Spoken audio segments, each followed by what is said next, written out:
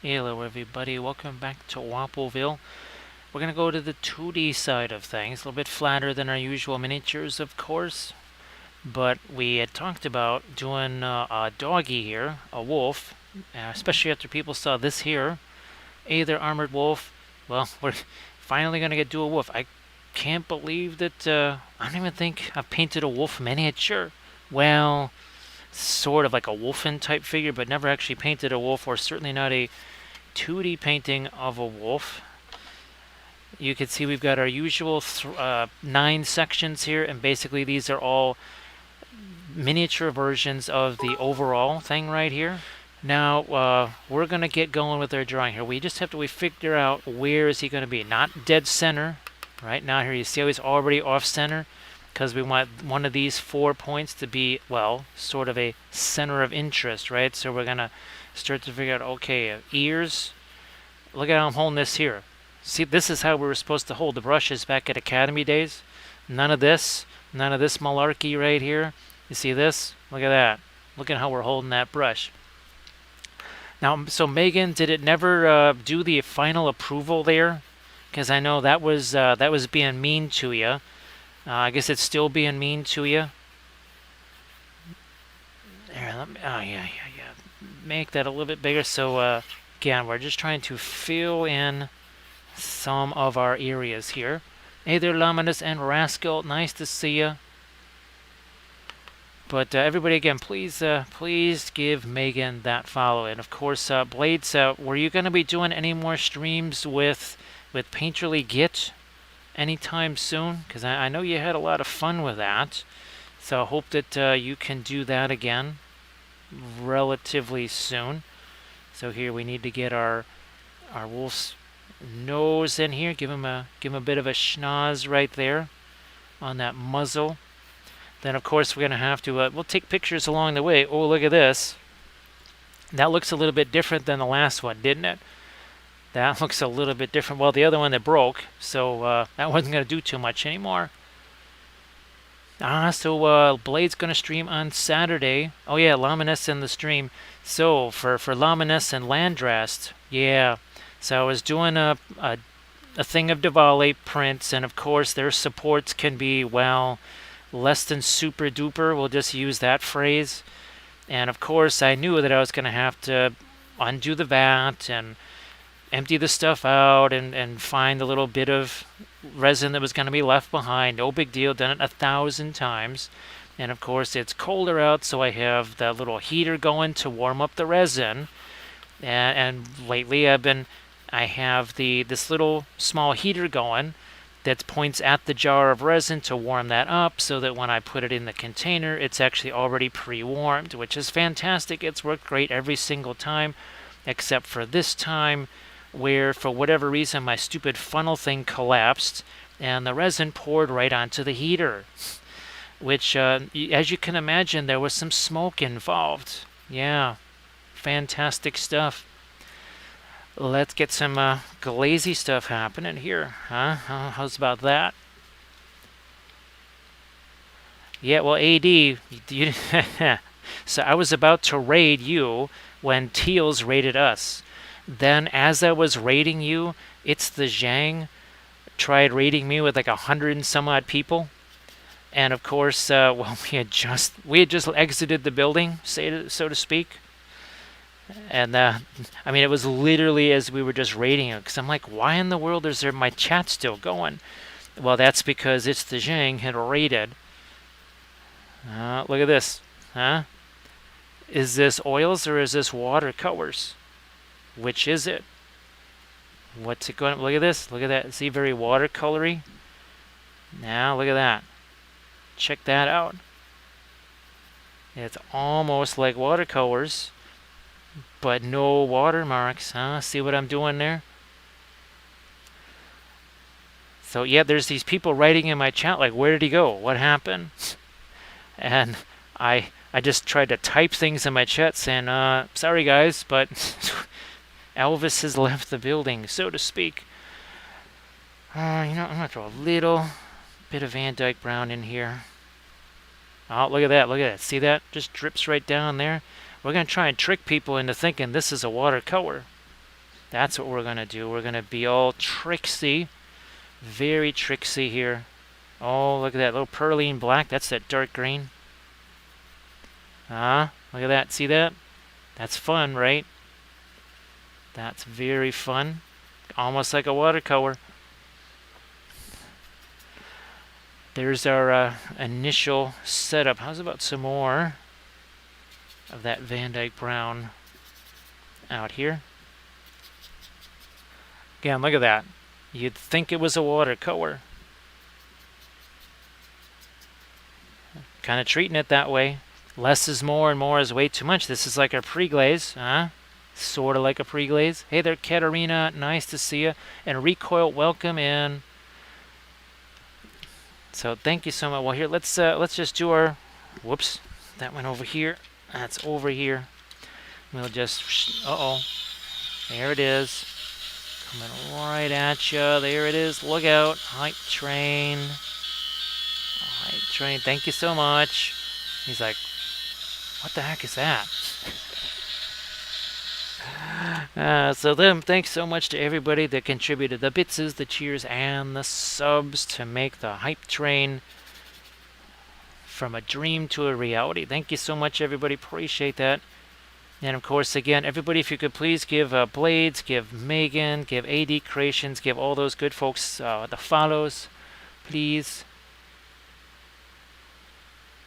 Oh, gee whiz, Kate actually had some of those. Now, of course, I have to scroll pretty much almost to the edge of tomorrow there, but there you go. See? Wolves. Oh, look. Wolves. So we might have painted wolves, I'm sorry, once or twice over the course of the last, well, couple of millennium, because that's kind of how we work here. Back to that Van Dyke brown. Let's find some of our dark. Well, too dark. Too dark. Let's get this. Let's get this. Darken you. Darken you. Darken you over here. More Van Dyke brown. More Van Dyke brown. Oh, look, more Van Dyke brown. Huge surprises, I know. Huge surprise. Let me take my thinner again. Do that. It's still the usual stuff, right? It's our Mona Lisa brand thinner. All right. It's it looks glorious. We're going to take a picture just like that. If I can actually take more pictures like this, I was wondering if I could actually make some kind of weird animation out of it on Instagram or something. Hey there, Valfera. Boy, Blades, it's funny because being back in art school, it was the same thing. I mean, we would just watch the teacher just in a matter of seconds at least have something that was the framework, right? Definitely the framework is something special. So Valfera, I hope that you're that much better than you were the last time you were here. I don't know if you've had a chance to start diving into some of your miniature activities. Now, of course, you probably didn't hear the crazy story of what happened here just not that long ago. Oh, look at this. This is Indian yellow, by the way. Terra Rosa. See that? It's like a watercolor. I'm serious. Oh, man. Maybe I'll be able to turn this into a YouTube vid or something like that and then just put some kind of clickbait title on it. It's, is it oils or watercolors? Actually, Doji, funny you should mention that, because after wolves, well, let's see, I think I would say eagles was probably the next most common creature after the wolves, but after that, leopards, well, tigers. So it kind of went wolves, tigers, eagles, and then lions and leopards were kind of, I would say, tied after that. So we definitely painted some lions. And of course, they have a lot of expression to them, right? So they would be really nifty. Now, like, hey, Megan, recognize this? Recognize that Royal Lang nickel there? So Lamines, hopefully you're that much closer. I know you said you had 3 more build plates to do. And Lamines, I think you heard my story there. Yeah, the story of that kind of lunacy where for the first time ever, one of the funnels just basically kind of collapsed over on its side as I was just pouring the stuff back in to the bottle with the heater on like I've done dozens of times with no problem whatsoever. Almost no problems at all. Actually, no problems at all. But today, not so much because I wanted to get to the stream. And that meant, oh, look, something weird had to happen. So, Valfair, hopefully you feel stronger and all that good stuff. So, Blades, you're thinking Saturday. Now, Megan, did you want to share your link tree also? Because Megan, well, that was your 7th stream, right? So after 7 streams, you have yourself, if not 7 completed minis, you have 7 minis that are just darn near at completion. I mean, just not much to go, right? You can see we're starting to, again, look at this, starting to work in some of those darks here. Let's work this up here. And you can see we're just kind of scrubbing this on. Very much. We just introduced a little bit of indigo. A little bit of indigo into that. All it's going to do is just make it darker. It's going to darken that down a wee smidge. Let's see. So, hey, other Artemico. Actually, Lamines, I use one of those, it's like a blue rubber funnel to hold the paper one in place. For some reason, it just didn't do it this time. So yeah, I use one of those blue plastic, well, rubber funnels to hold it in place, and it's always worked before. This was the first time that it ever just kind of flopped over. So Artemichael, I tried to ask Kathy today what that was really all about, and obviously with her having a side effects day and all the other madness here, I have not been able to follow that kind of stuff. Yeah, there's 1 or 2 other things that we're more focused on. I just don't know exactly what the deal is with that. I mean, it doesn't affect me at all. So at least that's one thing I don't have to worry about. Because don't play D&D, don't stream D&D, so at least I don't have to worry about that. The folks that do that kind of thing, I have a feeling they got to worry about it a lot more than me.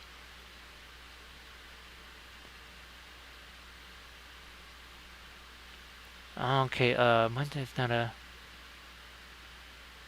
Yeah, so Valfair, that was one of those you've done so far, right? Thank you so much, Blades. Thank you, because that was what the latest one was, right? That was the graph there. All right, I'm going to take another picture of this now that we've thrown some more basically glazes on there, watercolor style. And yeah, with this thing, I think I can take many more pictures. So we might just be able to do that animation thing. So thank you so much, Blades. And again, everybody, please hope for Val Farah having the speedy recovery there. So yeah, Lamines, that was really weird for this to happen. Again, it never had happened before. It just sort of flopped over. I don't know. Still don't know how the heck that actually happened. Now here we're actually starting to go back in with just some of our opaque, but it's not white. It's actually brilliant yellow pale mixed with a little bit of our brilliant yellow pale, or it's a brilliant yellow pale mixed with the radiant blue.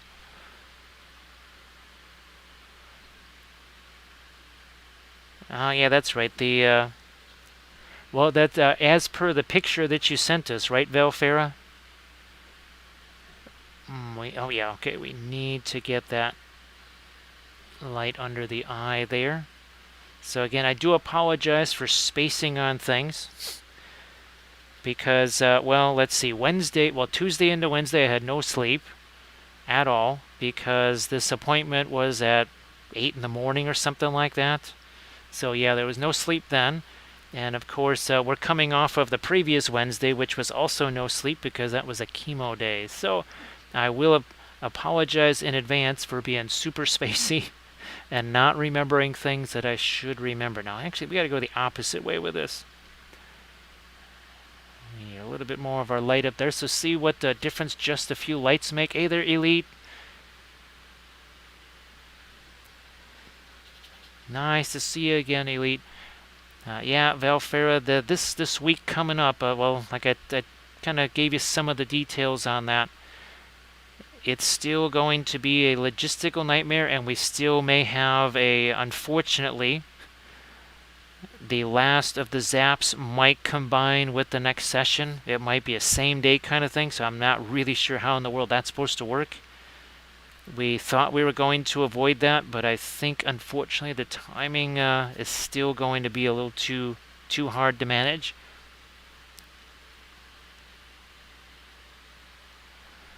Well, Valfera, unfortunately, with the treatment sessions, because those are about 6 hours long, they have to start at about 8 in the morning. So yeah, usually my sister's here around 7 to get us. Oh, and thanks, AD. And of course, the pre-treatment drugs, the last of those is taken at 4 a.m. and you have to have food. So that means I'm making food at about 4, which means, yeah, not going to be a lot with the sleepage. Not too much with that. Look at this, huh? See that? Like, this is the nice thing about these bigger things like this, because you can kind of see where the heck we're holding this brush now. Ooh, yeah. But see, this is the thing that watercolors are not going to do. You see how that's actually blending with that? That is just not something that's going to happen with yield watercolors. Can't get enough of it, right? So Valfera, hopefully you're almost done with that. I know that has been a challenge. I mean, hopefully, I don't know. I can't wait to see what some of that stuff looks like that you've been printing out. Look at this, see? The fast matte white has still been untouched, is unsullied. Maybe lighten that up a little bit more, not too much. These, again, going to get a little bit more of our light. And then I'm going to actually snap a quick picture of this. Now, again, unless side effects continue massively into tomorrow and Saturday, I think that's sort of the calm before all the absolute lunacy begins. So I believe maybe this Friday and Saturday it's not going to be too nuts. So we could hopefully do our maybe normal sort of Friday, Saturday times.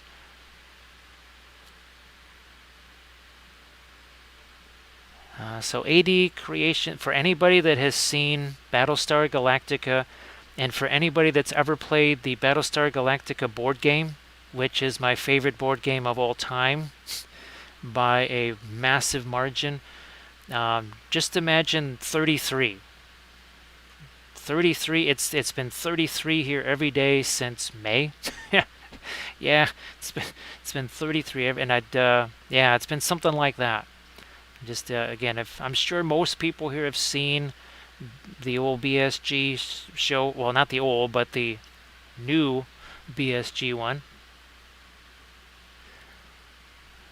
Do I want to go dark? Oh, wait, first. Picture of that. Don't want to forget. Here, let me see if I can do this and try and get a... there we go. That's much better. Let me see.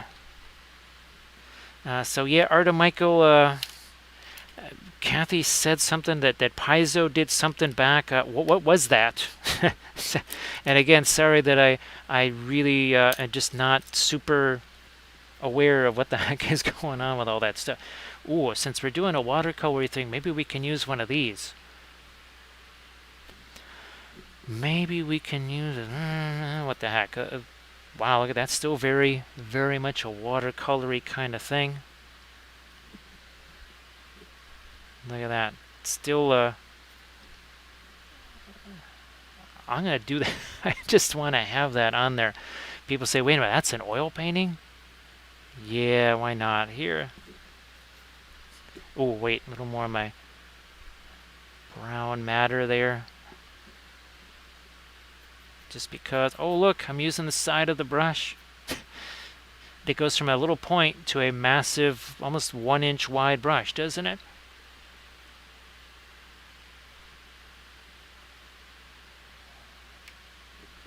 So Grand Oracle, yeah, I've heard, I don't know what old GL is. You'll have to forgive me. I have no idea what that is. Online gaming something, maybe? I don't know. So yeah, you'll have to, again, pardon my ignorance on that. Again, the RPG stuff is not really something I've done very much of at all. So my apologies for continued ignorance in that area. Okay, here we're gonna... Now, what's really important when you're gonna start doing all the fur texture and stuff, that you want that to radiate out literally from the center here. That's gonna be really important all along the way here now, is to have that stuff radiating out from the center.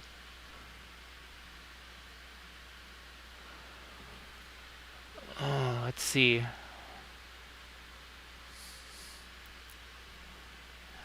So again, I know there's so many folks that just know so much more, and I'm glad actually that there's folks in the chat that can explain it to me, because I just have no idea. Oh, look at this. We're actually getting, look at that. Some of the opaque is mixing. Oh, look at this. See that? That is the opaque blue and the brilliant yellow kind of mixing together there. This is absolutely fabulous. Absolutely fabulous. Let me see if we can't take some of this. Now this is going to give it a whole different look. See how much darker that is now? That's just because now that's actually semi-opaque. Again, these have to radiate outwards from the center of the face there. Well, Valfera, sorry that those are running out, but this should be interesting, Valfera. I mean, I know it's early, but sometimes these early film noirs... see that? There's no... Ooh. Okay. Okay, so look at what we got there, right? Now we're going to bring back our color, but also then bring back our other little woofy right here. Look at that. Tremo, nice to see ya.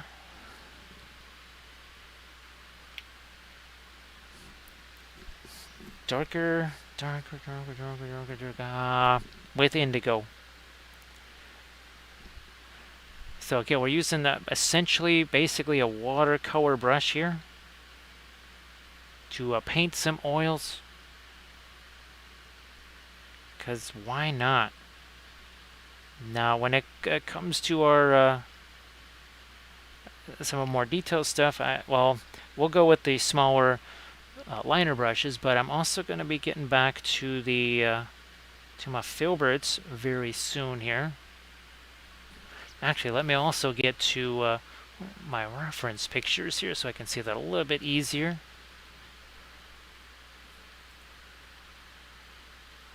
Alright, where's my... There we go. There you are. We are. That's much better. Alright, now I can see what the heck I'm looking at here. Much better. So we're getting some blue in this. Some of the indigo.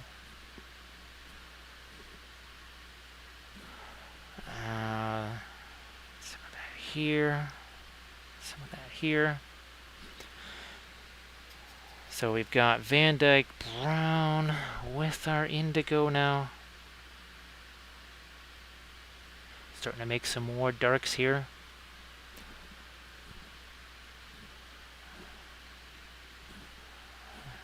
and actually the underside of his muzzle is darker than I thought it was going to be. I have to say that. This also needs to be almost more of a violet color here. And I'm going to extend his nose down just a smidge here. This also needs to be darker here, a little bit more connected perhaps.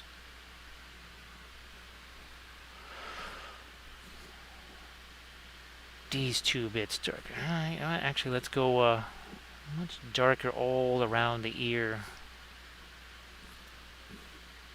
Again, we are not going to forget about our filbert brushes either.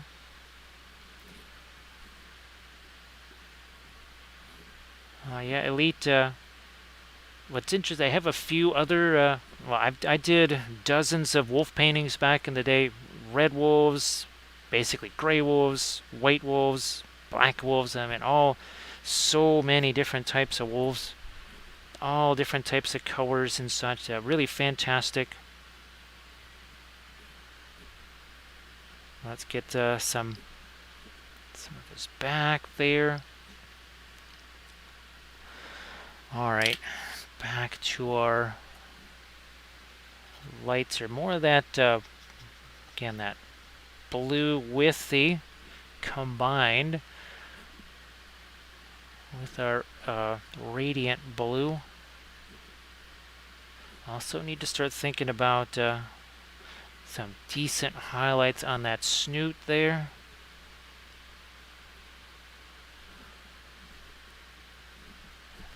That needs to be relatively light, even under. Oh, well, I'm gonna go with a little bit more of the yellow down here, just cause.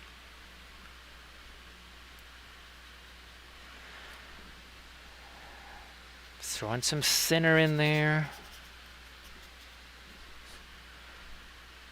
Start to lighten up the eyes on the underside here. So Megan, I'm guessing that you're going to be heading off to sleep pretty soon. Probably you two Blades, because it's almost 1 o'clock in the morning where you guys are.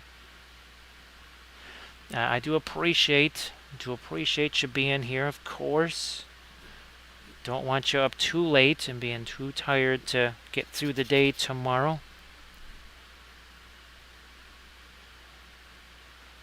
That's where we actually have to tone down some of that so that we can actually lighten it back up again.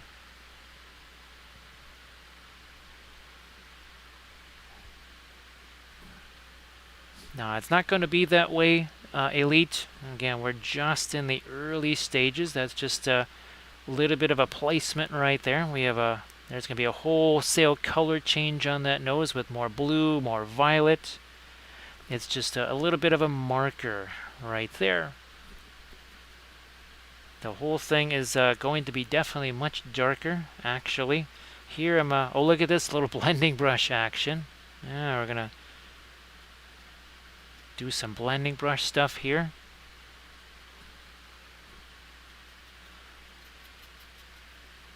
And I'm going to go with a little bit more of a Van Dyke brown. And combine that with some of our radiant violet. So more of the radiant violet now. So it's a little bit more towards the gray, a little bit less of the brown. Again, that was all about kind of tinting the area. Again, Elite, we're just getting started here. There's going to be much more stuff happening on the eyes. Again, don't blink. Don't blink. It'll be very, very, very different. We're not even about 10% done with what's going on with the eyes. There's going to be some blue thrown in there. We've got highlights coming in there. Because, we're 38 minutes into this, right? So, just like with the miniature, right, we have to do the construction first. So think of this as, it's sort of the brick and mortar. It's all your support beams, all that other stuff, the highlights and everything. That's just that's the curtains and the tile on the walls and the carpeting on the floor. we've got to get all the structural stuff in first. And we're actually going to take a picture of this, like so, because we want to, I don't know, maybe if I can get enough pictures of this, we can actually maybe make an animation out of it somehow.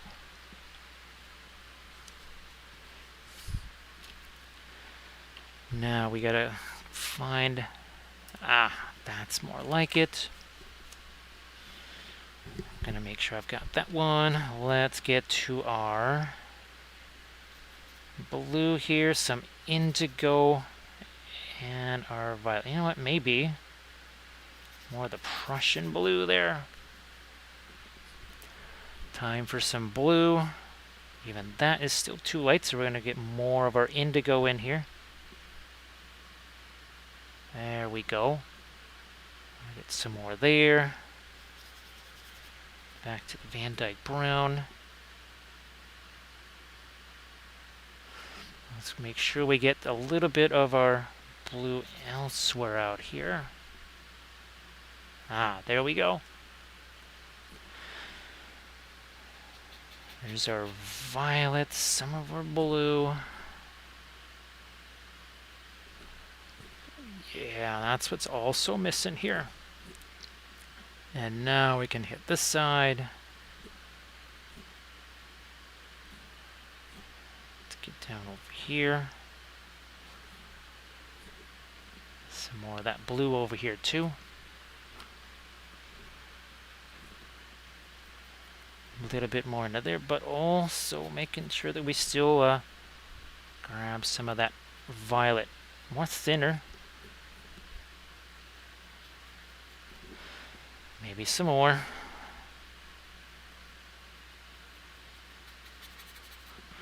Maybe some more. See, again, I don't care that, see how that's just kind of running down there like so?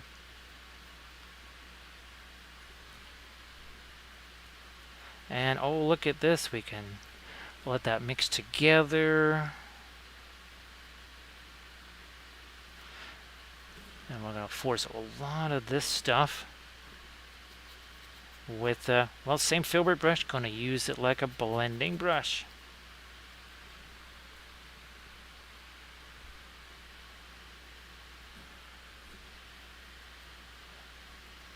Again, taking that, see that changes a lot there. Once we start to use this kind of a blending brush, the warms and the cools kind of start mixing together there.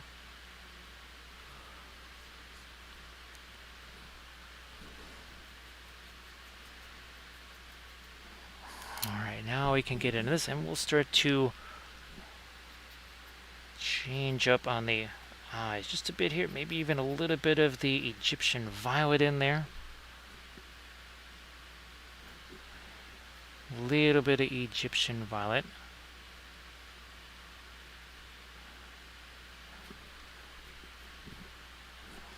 We're going to soften the edge around this. Then we're going to darken with our indigo Van Dyke brown here. Because not only does the indigo make this darker, you're going to have these, well, yellowish eyes with some orange chasers in them right next to a bunch of blue. So that's something that we want to see. Let me just grab a paper towel here just to get rid of some of the extras on that.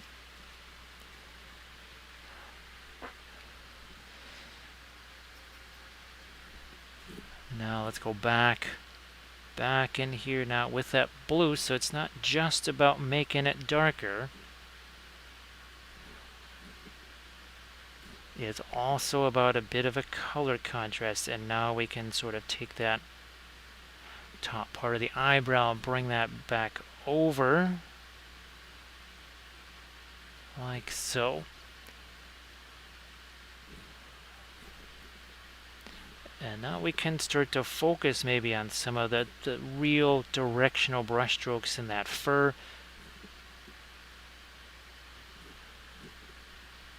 We're going to allow some of this to set, some of this paint here to set. It doesn't, not quite as long as a regular miniature, of course, because, well, This is a pretty absorbent surface by comparison. Oh, look, now we can actually start to get some darks into his nose. We're going to have to remember to take a picture very soon here. We need to darken down his muzzle there. And then start to work in the dark hair around his mouth.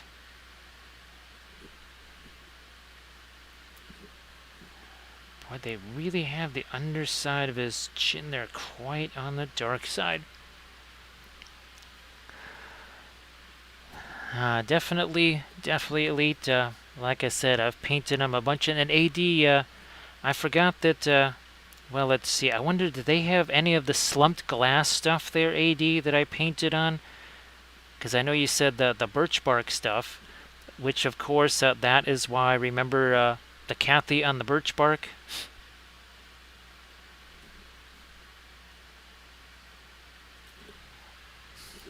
Which, oh, there we go.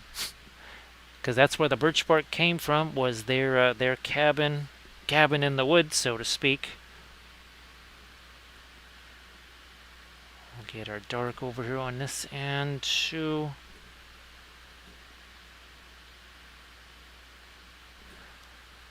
Yeah, we need to square up his nose a little bit less with the pointy there. There's also going to have to be some texture here, because it's not just smooth or whatever. There's a fair amount of texture there. Should probably darken that up a little bit more too.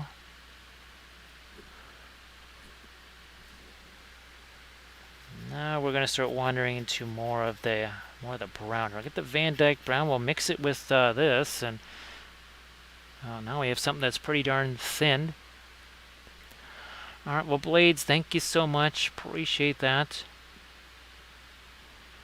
Well, Blades, again, sorry I couldn't start earlier for you there, but better late than never. And of course, Blades, thank you so much for all the cheers and the bits and everything. And Saturday, right, is when you were going to do that. I don't know if you want to shout yourself out and paint your Leggett. And well, actually, so Blades, were you going to be painting something? Will you be working some more on that one figure, or you got a whole new figure that you'll be working on there? I meant to ask that earlier. I just kind of spaced on that.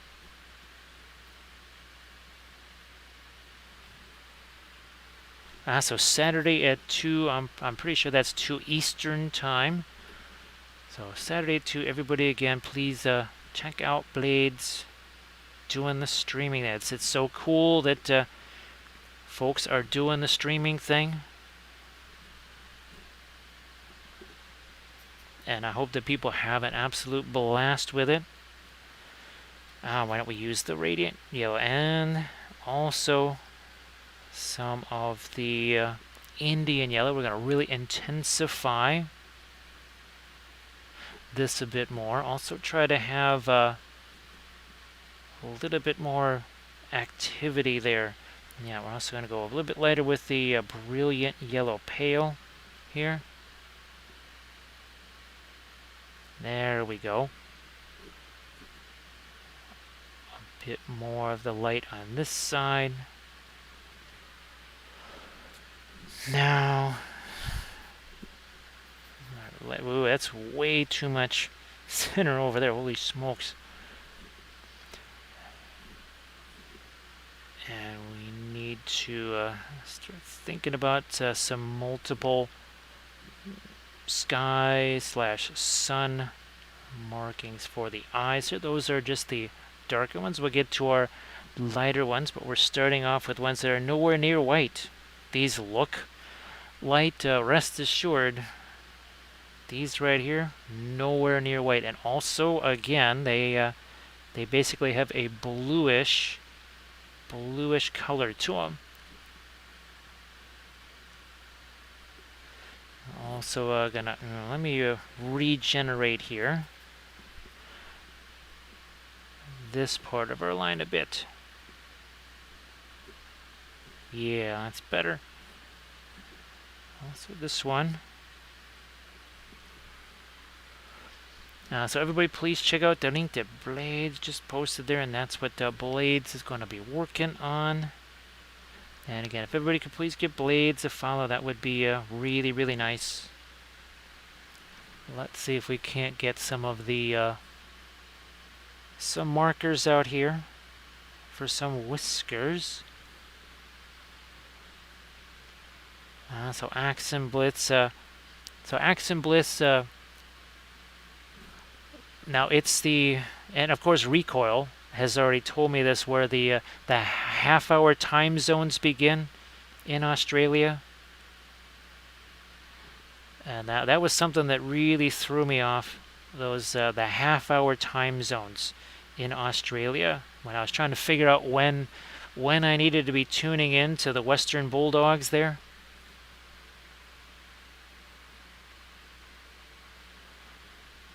Boy, Halligan, it's funny because the Dark Sword figures, for me, there's a heck of a lot of nostalgia there. So the Dark Sword figures were some of the first miniatures that we ever painted. And it was the Dark Sword figures. My first ever dioramas were basically Dark Sword figures. And of course, the miniatures that are based on Larry Elmore artwork, I've already done at least 3 of his paintings using the miniatures. So we've actually created 3 dioramas to mimic the paintings. And I actually have one of those sitting around here somewheres. I just ran across it the other day. And I want to try and recreate that diorama, probably using the Daz Air Dry clay this time instead of the Sculpey.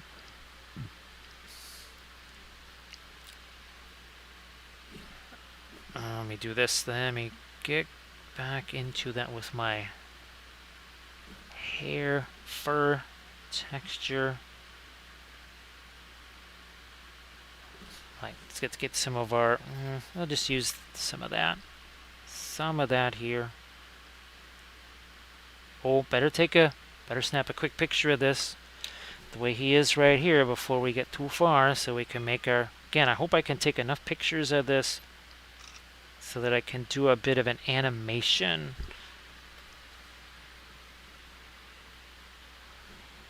So this one was really pretty crazy, and of course all of the yellows and tans and browns that I was talking about in that video, that's all this stuff right here that I just kept wanting to put on that thing, but obviously, you know, not going to do that because it was a value stay. So that was the kind of stuff that I really, really wanted to squeeze in there, but obviously, well, couldn't do that. You know what, we need to increase that a little bit more, and then let's get back to his collar, so to speak. A little more of the Van Dyke Brown. Well, that's indigo. That was not what I thought I was going to have on the brush, but it's mixing with their brown matter. Turns it into a brown. Close enough. We really sweat the details here, don't we? Close enough.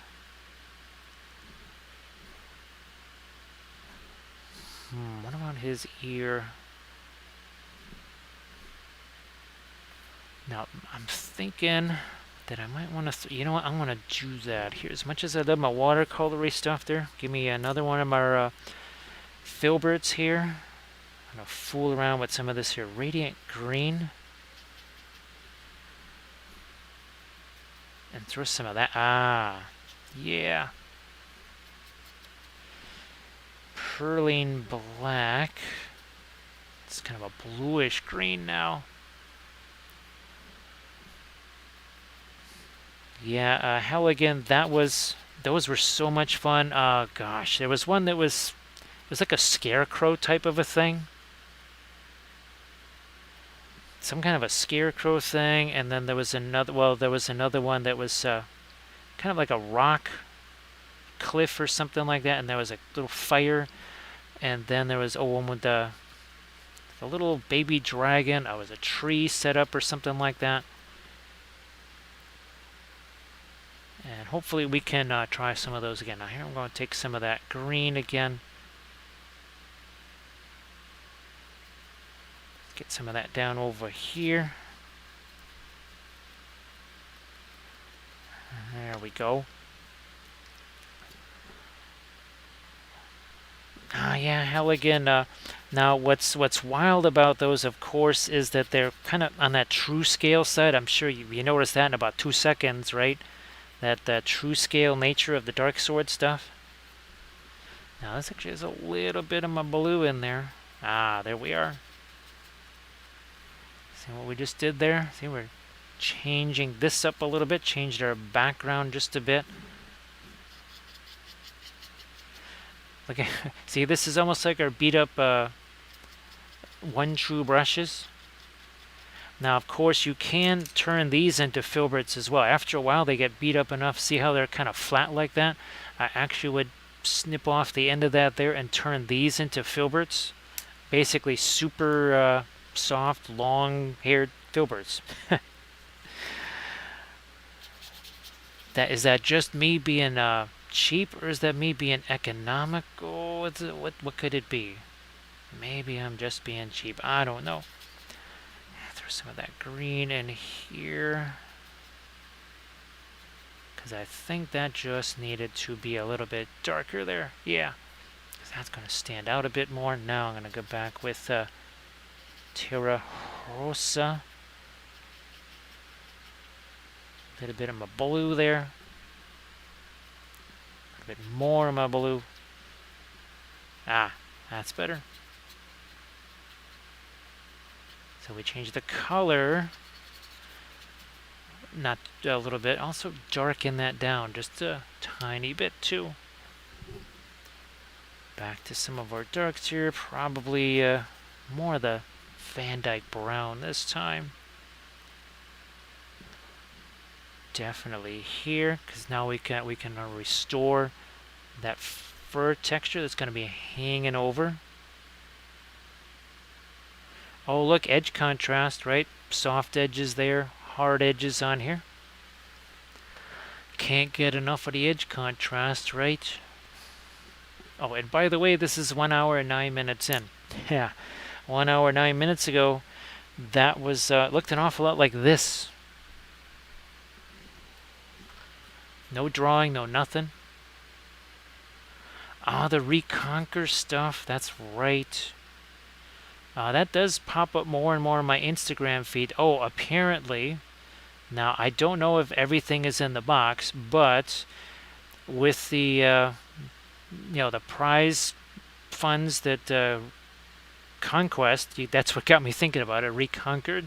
But the Conquest, there's some more Conquest miniatures headed this way. So I got, you'll be shocked. You'll be absolutely shocked that there's more cavalry figures coming this way. But I got the cataphracts from the, Old Dominion. I think maybe a cataphract kind of hero type character. Then there's also some 100 Kingdoms like super heavy cav or something coming here. Actually, Artemichael, how has your other project been coming along? Rather massive project for sure. And now, did you get infantry? Because obviously there's more than the cav. Yes, I mean, heaven forbid there's more than just cavalry to every army, but some of that, let's put it this way, if the prize was bigger, I would have tried to maybe get some infantry too. Okay, that's what I was wondering about, Artemichael. No, that's gonna be also here. We're gonna use some of this. Some of the there we go. So it's opaque, but actually a little bit darker. Little bit darker there. So that might be the one. So it's I don't remember if he goes on maybe a 60 millimeter square, or is he going on a 60 millimeter round? No, maybe a 50 millimeter round into a 60 millimeter square. Essentially like your Song of Ice and Fire stuff. Which, sorry I haven't had a chance to prep the other Martel units. Again, this lots of unexpected stuff. This last, for these several weeks here, we thought we were completely going in the other direction, where actually there would be more time. Instead, we have gone to, well, let's just take what little time there is and wipe that out completely, because, you know, what could possibly go wrong there? Now, what can't go wrong here is we got to try getting in a little bit more of our shit, or like right in here. Just a smidge more there, but it's going to be this sort of semi-opaque. Oh, just right. Just what I was looking for there.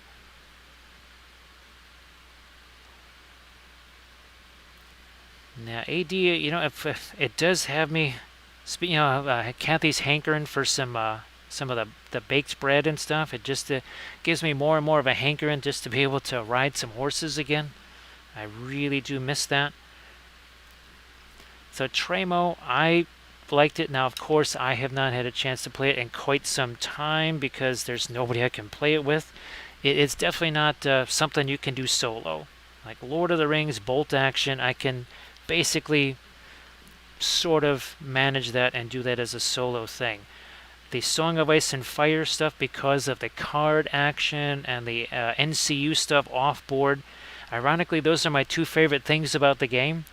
Those two things make it impossible for me to solo it, which again, that's kind of a bummer, because I did like some of those elements.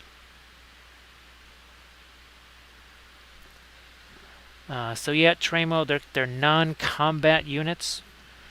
So I guess if you were thinking about a game of 40k or something like that, instead of having the Primarch show up, we have a couple of squads and a Rhino. You would have the Primarch off board doing things to maybe buff a unit, maybe debuff an enemy unit.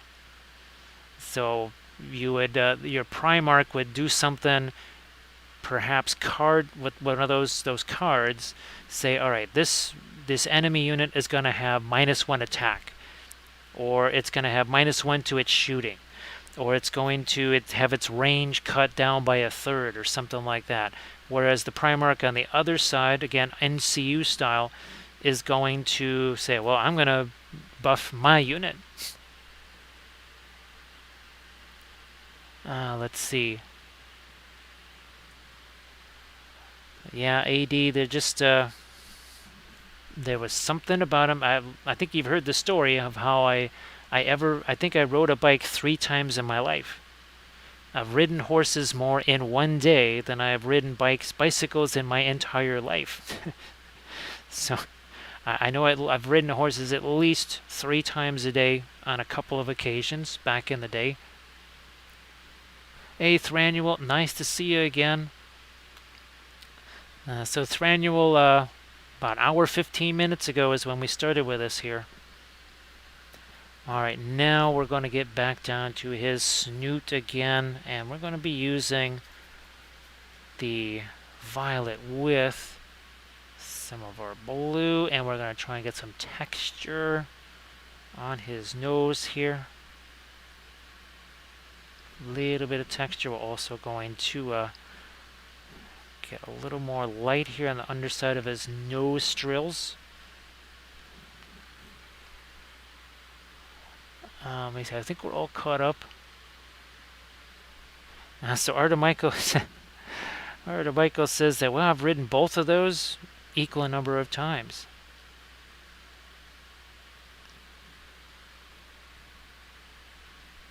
But yeah, the whole bicycle thing was kind of whatever. Horses, a whole different deal. Just like sailboats. I would love to be able to sail again. That was just one of my favorite things ever. Let me grab you. Push this over just a smidge. So Artemichael says, once for each and never again. Artemichael's curiosity of both modes of transportation was settled very quickly. right, Artemichael? Well, best of luck with that Thranduil. Best of luck. But hopefully that all goes really, really, really, really well, and you can tell us in tomorrow's stream all about your victorious trouncing of those that wish to doubt the wisdom of the Thranduil.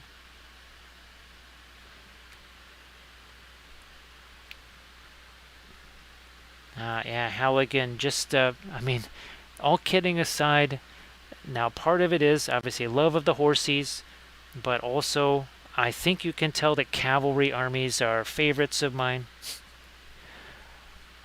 My friend and I, when we would play Lord of the Rings, we both played cavalry armies.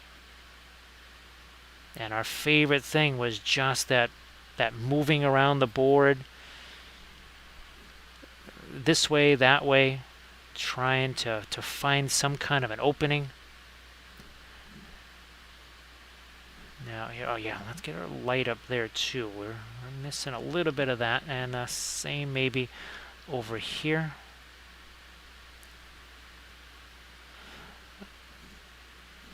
You know, I'm gonna maybe extend this a little further than I originally was going to. Also, I wasn't going to do this, but I'm gonna put a little more light right over his eye there.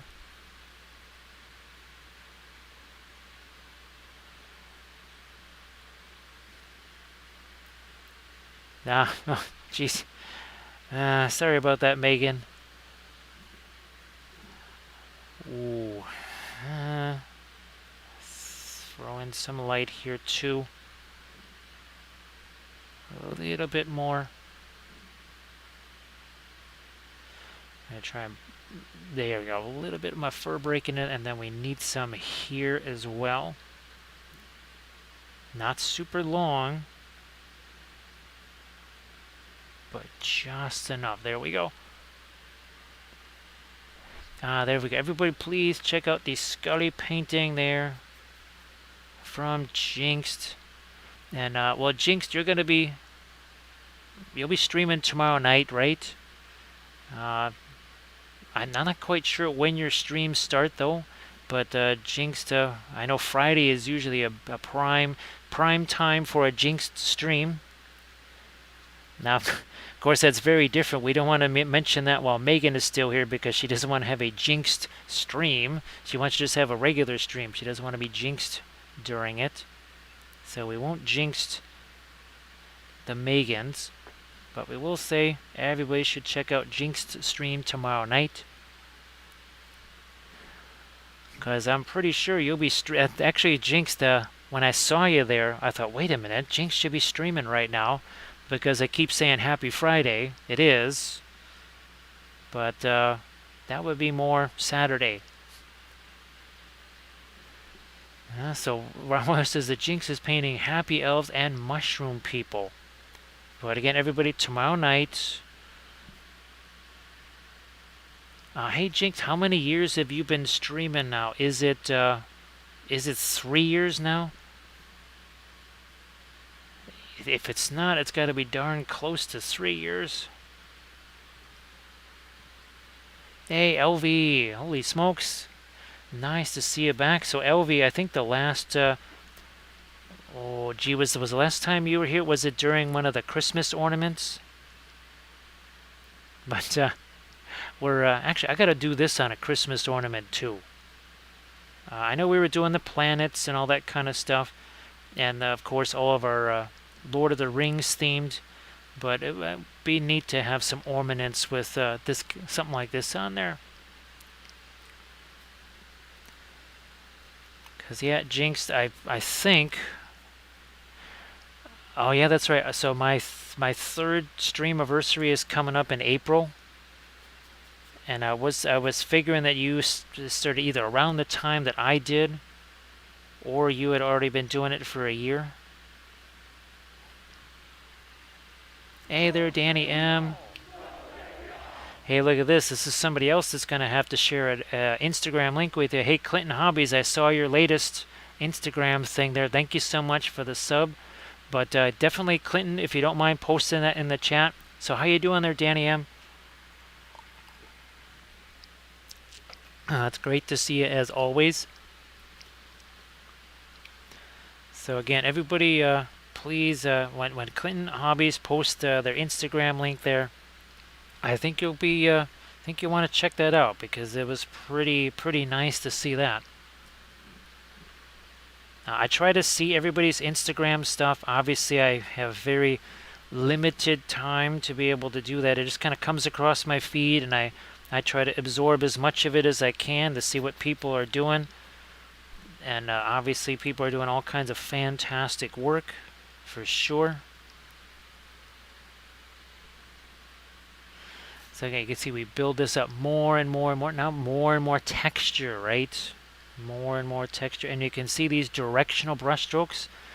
So even if this is upside down, you can kind of see how these radiate out. Here, we can even do it this way. You can see they're kind of radiating out from this point.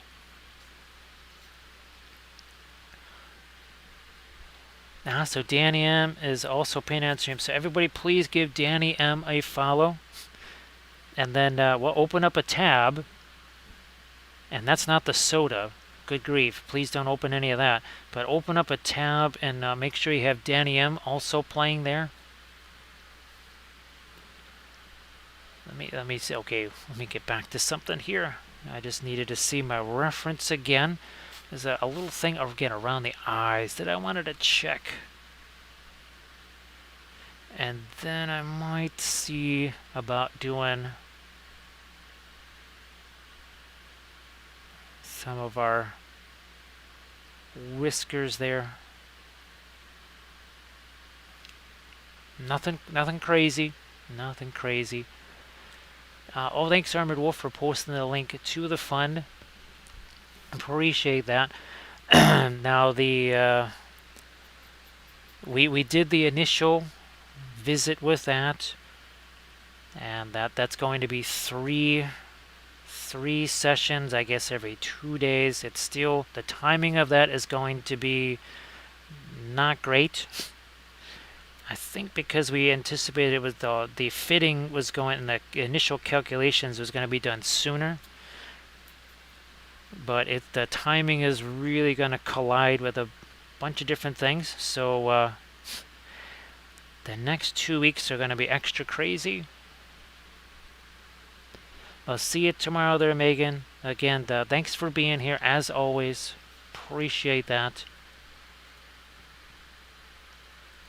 Now, let me get back to my reference here. And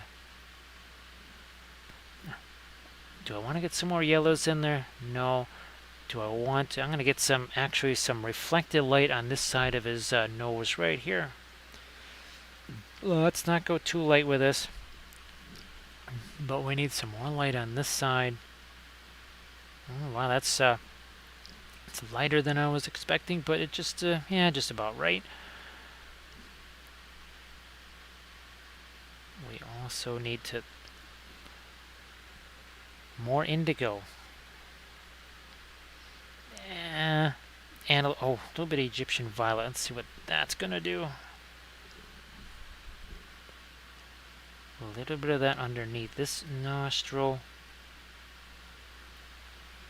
And then some. Trying to get some lights back here, but not necessarily too much of a edge. And I think I'm gonna also throw some more of my darker here and here. We can see a lot of the original. Look at that. See that? Just kind of runs right through here. That also makes this area a bit heavier, right? More opaque. This is more translucent. Kind of dissipates as it goes off to the exit stage left. This, however, I want to see if I can't sneak in on this side of his head and down here especially. This would be the area that's really going to get a lot of shadow. So let me see if we can, there we are. Create some of that shadow.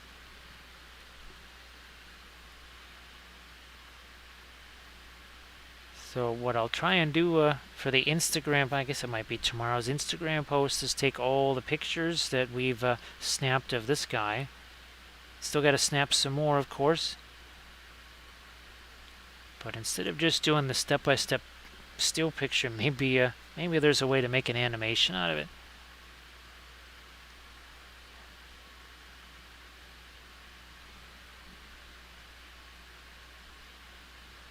I know how I could do it on my video software, but boy, that would be a lot of extra work. And then I'm not sure it would let me load that to Instagram either, so. I know Instagram tends to like to have everything originate from the phone and then be edited on the phone. This should yeah, let's just get some more dark in general on this side of his head.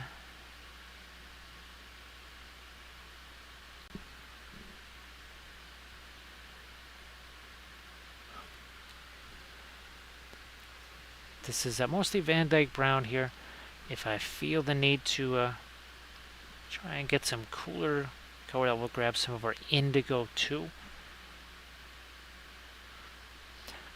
These little individual hairs that I'm doing, that's not so much about making things darker, it's just, well, that's kind of how a lot of his hair goes. You have those sort of darker ends to a lot of his strands of fur. I think I need to interrupt this area a little bit here. That's looking a little too uniform. Just like, see how we've interrupted this here, interrupted it like there. See another little interruption there? We need to do that. Down into here, like so.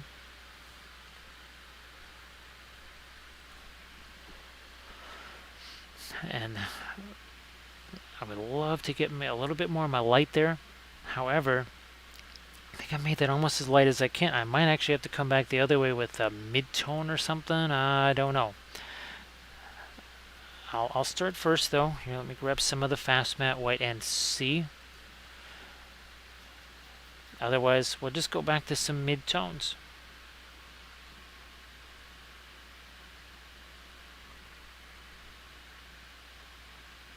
Like that.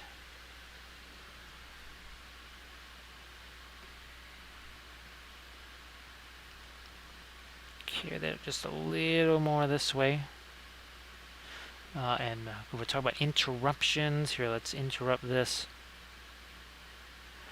There, so see how the lighter hairs cross over that sort of a borderline of dark?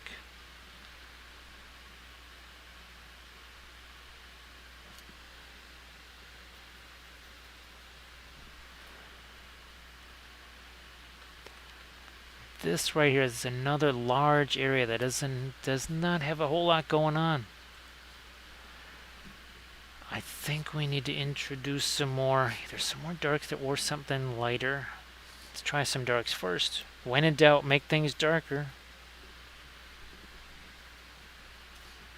Some Van Dyke Brown. Might just be too much. I'm going to go back to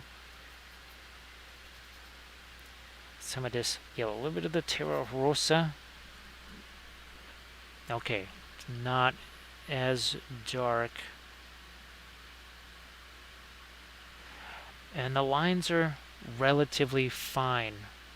Not as heavy as some of these other ones, not as pronounced.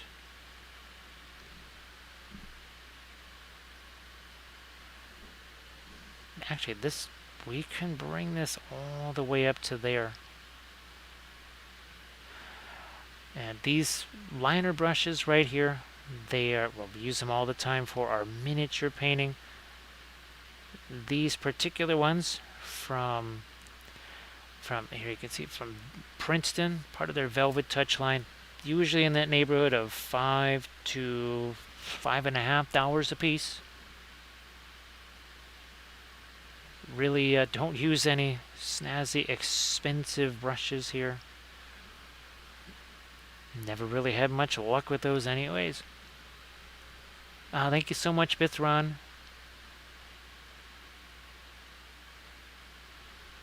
So yeah, Elite, that is that critical, vital element, right, of that patience to set things up, that construction,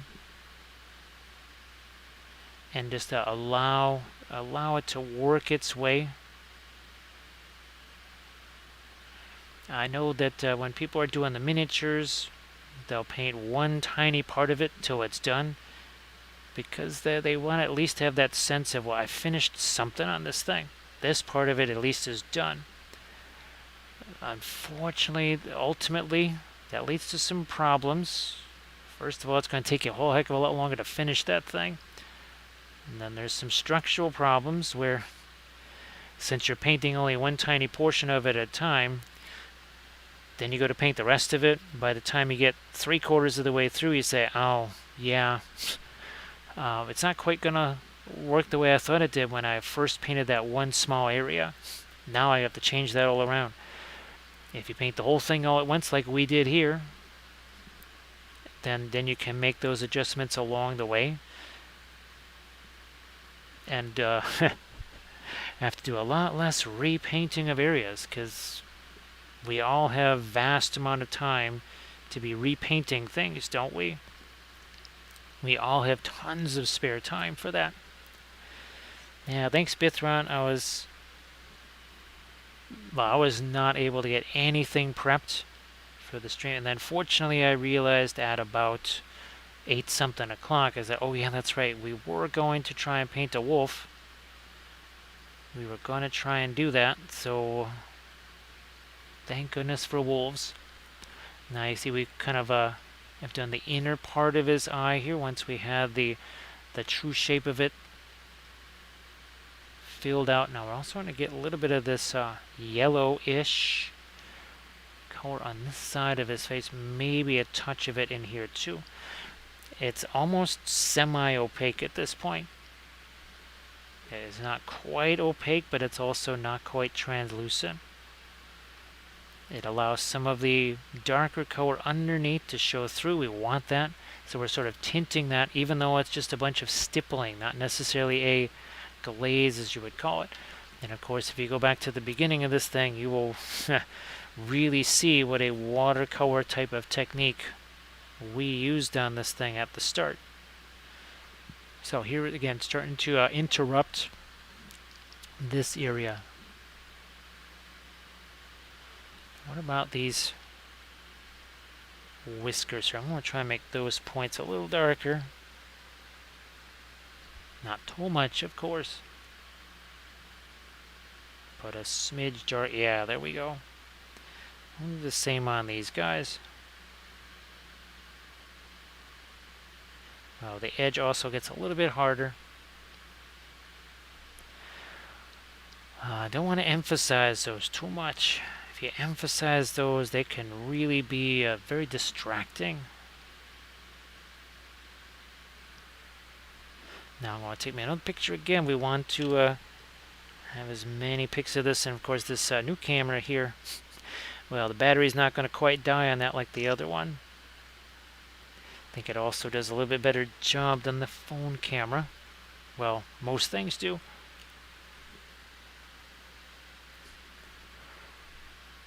We're back into our Van Dyke brown, looking to darken this edge up a lot more. Actually, I'm going to go also indigo. So instead of black, indigo, Van Dyke brown, that essentially makes black. Boom, there we are. So much stronger with a dark tone there. We'll do the same on the other side, not the same exact shape. Similar area, not the same shape though. And see how that's interrupted there? See that one white here that interrupts that edge? Same thing here. There's another little interruption in that edge too. This is like a horizon lines when we're doing the non-metallic metal. And we don't want to have just a, well, certainly not a straight line, but also not a solid line.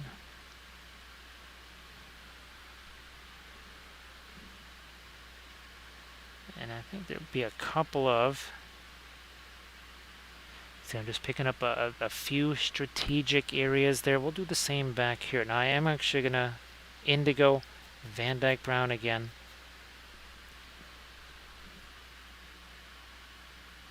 And some of the, just a couple of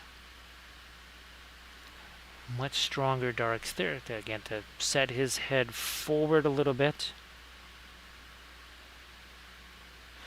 But you can see again there's a break there. There's another breakdown here, so we don't have everywhere incredibly hard shapes.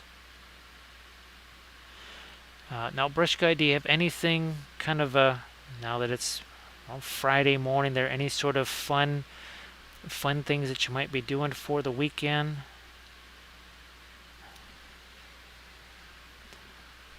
Again, we've got the indigo, some of the Van Dyke brown there at the tips of the ears. Potentially right there, the corners of his eyes. And then one more time, I'm going to try and darken down the nostrils that much more. Also, maybe change the shape a bit. And then possibly even this shape of his nose here. Yeah. Then the mouth. Okay, good. That seems to do the trick there.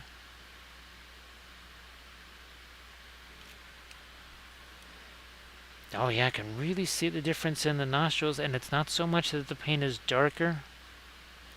It's just that little bit of blue that was introduced. I'm going to throw a few dark dots in there. Again, we want to have that sort of dot texture because that's what the skin on the nose has. It's just a little bit of a texture to it. It's not fur, and it's not just some flat, smooth piece of rubber like a clown nose or something. Gee whiz, I can only imagine if we did the dog version of Prinkles. Right? Prinkles says, so are you cat people or are you dog people? Because if you're dog people, you're dead to me. That's, boy, poor, that's the way Prinkles is, I guess. So heading off to Dusseldorf for a museum. That sounds fantastic, Brush Guy. I think, what was the thing that, it was there was some boats there or something? I think you sent Kathy some pictures of that. And it was sort of like a Christmas market sort of a thing, but there were also boats involved. But also repairing a TV. Hopefully the repairing the TV goes really quick so that there's more time to enjoy the other stuff like the museum and getting on that train.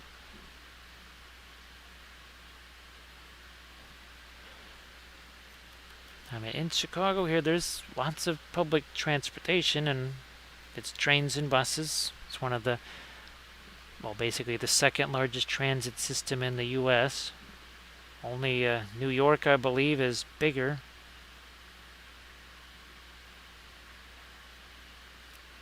You know what, I'm going to get the whiskers again. They got kind of wiped out after messing around with some of these outer areas here. We're going to, again, bring back some of the whisk. There we go. We just whisked back the whiskers. So some backlight LEDs. It's so funny they're real, Brush Guy. I just kept thinking, of course it conjured up images of vacuum tubes and all that sort of stuff. When it said repair the TV, it made me think about that. Thank you so much for the clips there, Bithron. Yeah, that wasn't the first tussle between our wolf here and Prinkles.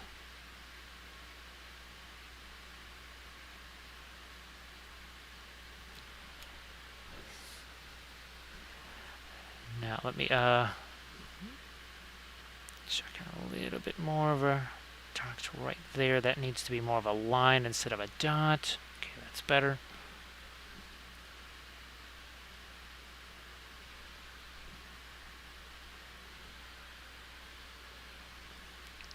So it's the light that enables you to see the picture. Yeah, because real Brush Guy, I know there's so many of the backlit stuff like that, and I know that's really just a big thing in today's electronics, it would seem.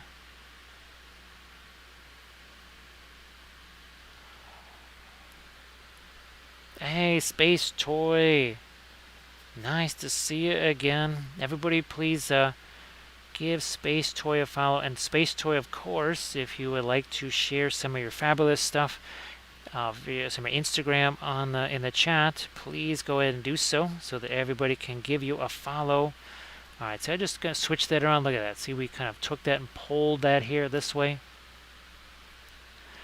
Good morning there, Space Toy. This has been really, really, really fun. I mean, we've been painting wolves for a long, long time. This is actually the first time I've had a chance to paint one in the oils. And here's some of the old days back when we were just doing 2D art and not the miniatures. We'll just scroll all the way up there. There you are. Where'd you go? So that's watercolors on hot press watercolor board, very similar to what we're working on right now, actually. And I believe this is a pastel. Here we go. There's a pastel of some wolves there. And as you can see, a little bit of color contrast, right? The blues, and then, of course, in the background, and then some edge contrast. So that obviously that one face in the center, that's what we were focusing on. So that's more of the hard edges there versus all the soft edges. Sorry, it takes me a little while to scroll all the way back down to where I need to go here with my scene.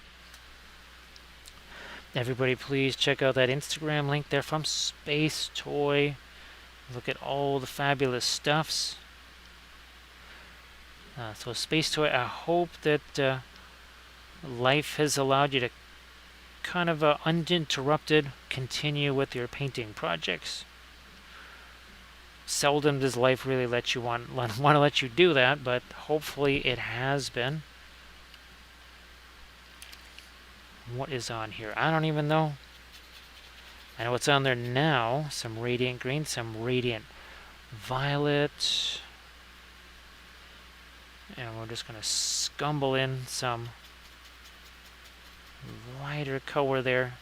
I also wanted to soften up this a little bit here. Now, let me grab this brush. Well, that could be too dark. Could be too dark. Guess I'm going to actually also throw some thinner on that brush. Okay, don't want that to get too dark here. So again, everybody please check out that link by Space Toy. We really just enjoy it when people get a chance to share what they've been working on in the chat. So what we did here, it's just like our blending brush stuff that we do all the time. Yes, on our miniatures. It's got some thinner on it, right? Okay, look at this. It's a lot like what we do on our miniatures. Same deal. It's just this is a lot bigger. Gives us a dark shape there, but you can tell it's still got that softer edge that we're looking for.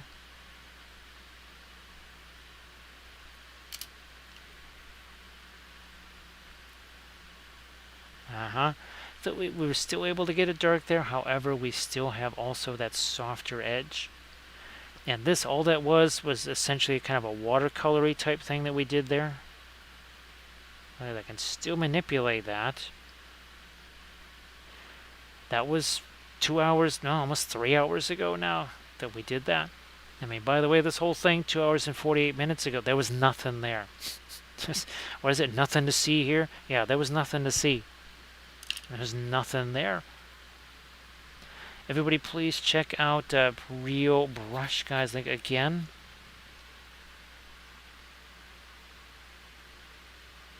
Let's see. Also, Space Toys Pete, the one that you see there in his Instagram link, it's got the oils as well as the acrylics.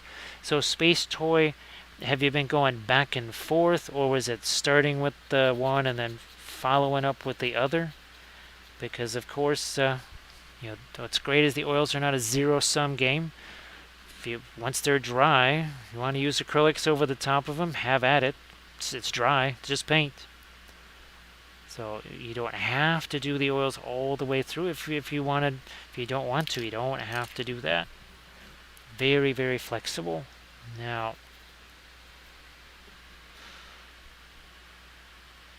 okay. Yeah, something I was trying to do there. Just ended up reconsidering. This also might get a little more dark over here.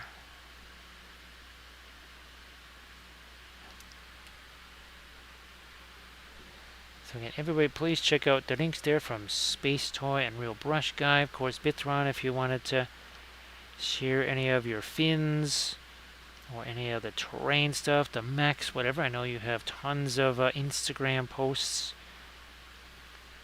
that you can share. Actually just using a bit of thinner on the brush to soften that edge. Essentially, it's almost something like a like I would do with watercolors.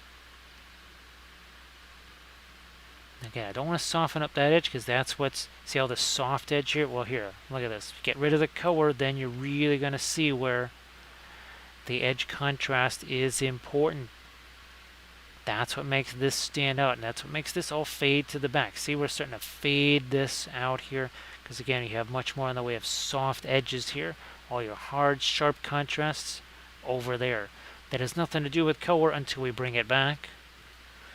And now you've got literally red and green next to each other in the background. Still want this to be broken up a bit more. It's just, while it has some texture to it, it does not have enough of a value change. Speaking of value change, you can see the difference here on this side. Why does this have the blue in it? Because sky, if it's not reflecting snow, which would be reflecting the sky is coming this way. So typically in your shadows, you're going to have some cooler color from the sky. It's just, it usually works out that way. Not always, but it usually does. And I'm throwing a little bit more of my blue out here. That's the indigo. Doing a little bit of texture here on his nose. Again, it needs to have that texture because that's not just some kind of like plastic brown, blue thing on his nose. No, that's extra skin there. Hey, Landrest has returned from the movie. Space Toy, the freehand with the oils is so much fun. I mean, if you need to make a change, you just wipe it out and start over again. So Landrest, I hope that the movie was good, or at least watchable, because it's not always the case, right? Landrest, I think a recent one that you were at, you said that wasn't so fabulous. So hopefully this one falls in the better category, if not much better. I'm gonna switch this around here a little bit, because what happens is that once you get to right around almost the shoulder here, the fur is kind of pointing, you're almost looking down into the fur instead of just this. Sort of like what's going on with the nose there. So that the movie was, it actually was super fun. Unlike some of the other stuff now. I know, what's the, the movie with the blue aliens in it? I think it's 17 hours long, and that's sort of the reduced version. I think the original version was 27 hours long, and they thought for the theatrical release they could cut it down a little bit or something. Now we're gonna yeah, we need to darken this up. Well, that's way too hard of a line, but okay, that's just about right there. Lighten it up a little more. So Landress, so Avatar 2. I do believe they started the filming on that around 1875. Who would have thought that moving pictures in the early days would have so much VFX work there? But apparently, guys really knew how to paint on that film back in the day. So what, 13 years or something like that in the making? And I guess they've already apparently mostly filmed the next one after that, and I guess there's supposed to be 5 of them overall.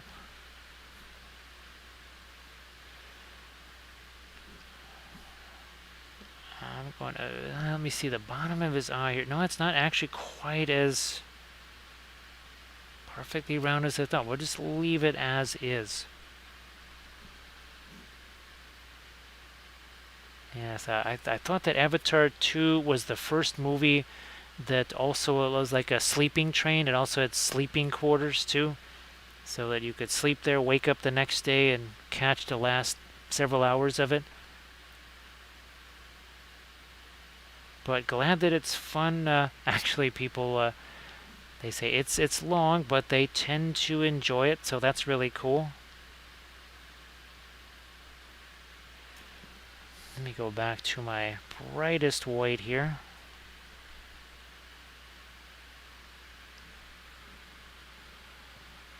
So Landrest could have used the Stadium Pal or the Streaming Pal. Either way, a Stadium Pal or a Streaming Pal. One of those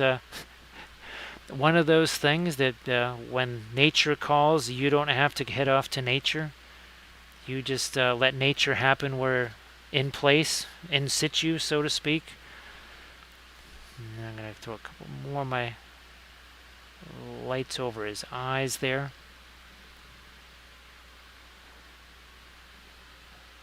So say Landrest, you see that's why we don't drink tea, right? Because tea puts the stream in streaming.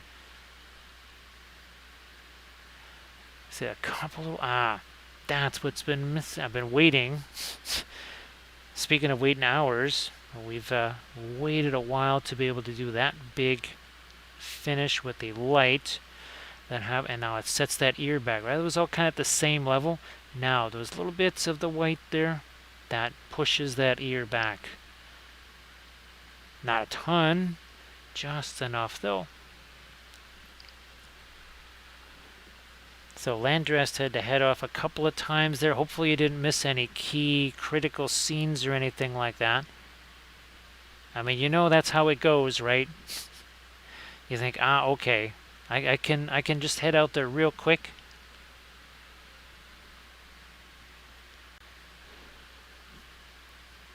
So yeah, Space Toy, even when all of your tech is cooperating, which it usually doesn't, there's certain structural things, the demands of nature that have to be dealt with.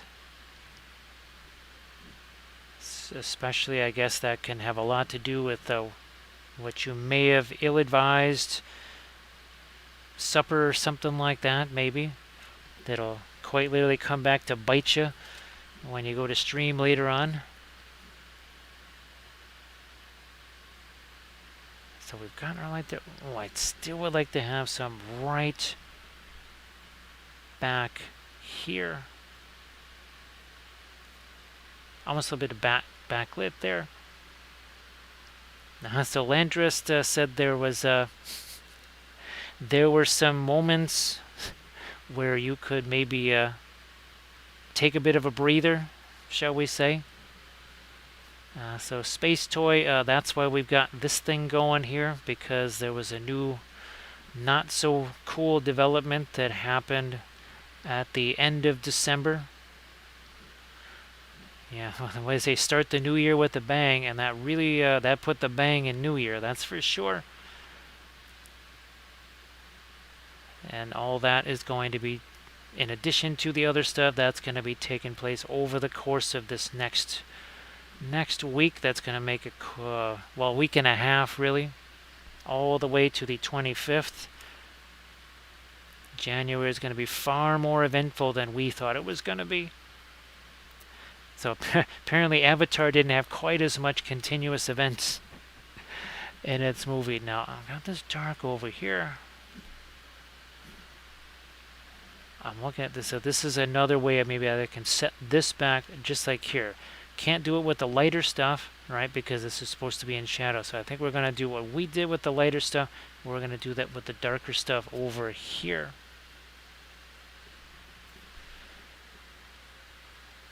We will take, why not?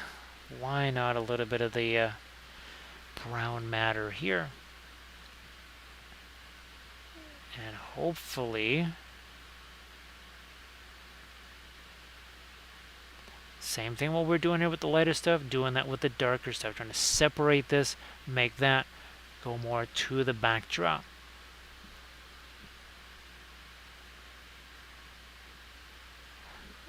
I might even, yeah, you know, let's take a little bit more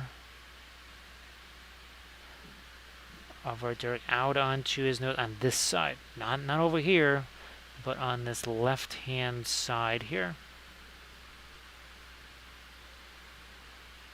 So Space Toy early on in the career had to work on a movie that was probably not going to be considered in the pantheon of filmmaking.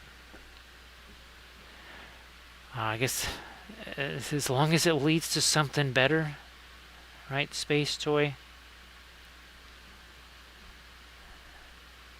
I mean, it's been a very weird journey just to get to this.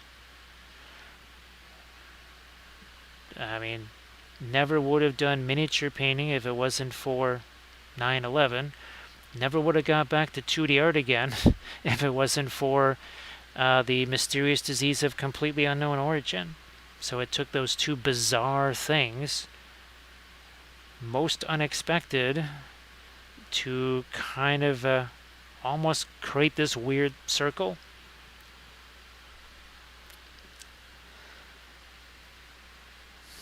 So yeah, Landris. Now, of course, I'm not quite so sure about the usual way. They say what? They take your the name of your first pet and the street you grew up on, which for me ends up being Rusty Nashville, which I suppose that could be adequate.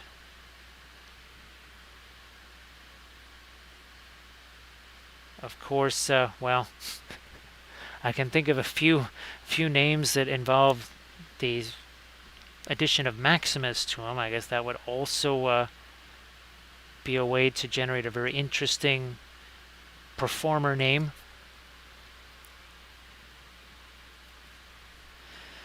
So Space Toys film was aimed at a somewhat younger audience, a little bit more on the wholesome side. Landress refers to a different type of wholesome there. Yeah, that, well, we do have several of these printed out, so I guess, well, is this what you want to see on a Wednesday stream then, Landras? Is some of those?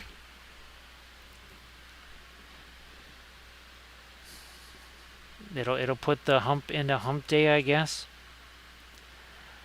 Now, I am going to just throw some of this out here. I'll leave that there. Again, because we still have our softer edges out there.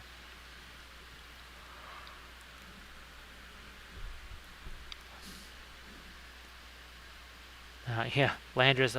Now on the serious side there, I forgot that those were some of the older Kurzlik files.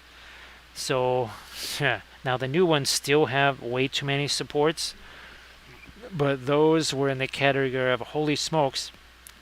Even with the gray, the gray simple, gosh, it was still needless to say, a challenge to get those stupid supports off of there. Hey, Kago, how you doing? Kago, unfortunately, it's going to be kind of an interesting couple of weeks. I know sometimes you would like interesting. This is the less enjoyable type of interesting that's about to commence. We are going to commence with a little bit more dark here. I'm going to even grab some indigo. Yes, put that into my Van Dyke brown. Chuck in some more of that dark. So Kego, sorry that you have to deal with that too. Landrest, I was able to print out that other track, right? The stupid thing I had to mirror that I didn't know I had to mirror. That's probably not going to be prepped for these couple of days. I have to do something much quicker than that. I was hoping actually to have one of those, not Felby, Great Beast of Golgoroth. I wanted to actually film a basing video for one of those so that we could paint that up. No idea what we'll be painting tomorrow or Saturday. Thank you so much, Kago, and of course I hope the best there too for your mom, because even if it's something that is minor, it's only minor when it happens to somebody else, right?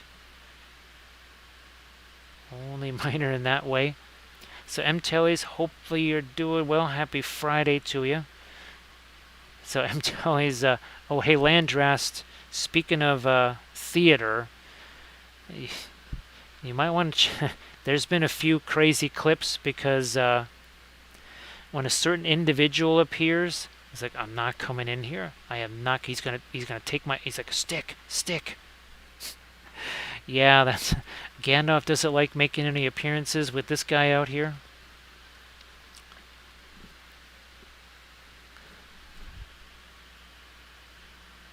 All right, we'll throw some more of my dark over here. We need some turn there. Might even break this up. Actually, hey, Kago, everybody please give Kagoma's Fury a follow. Kago, I don't know if you've had a chance to share any of your recent stuff in the chat or not yet, but sorry if I thought I already asked you, but if I haven't, go ahead, please.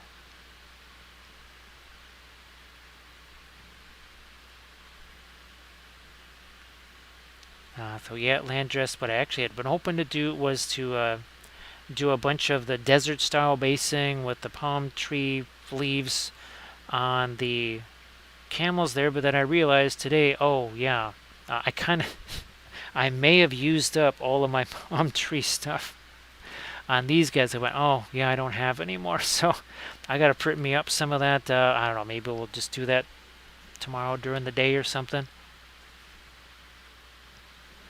That's cool, Kago, and everybody please check out the artisthybrid.com there. Yeah, that is Kagoma's Fury. And Kago, if you wanted to let folks know when you might be doing your next stream, I know for me, it's just kind of, well, when I can. Even though obviously there's days that we do it, it kind of happens whenever. Thanks, Kago. Those were really, really enjoyable. Had a lot of fun with those. You know what we need to do is we need to really get a couple of hefty markings into that. So later on the Friday night, so much later today,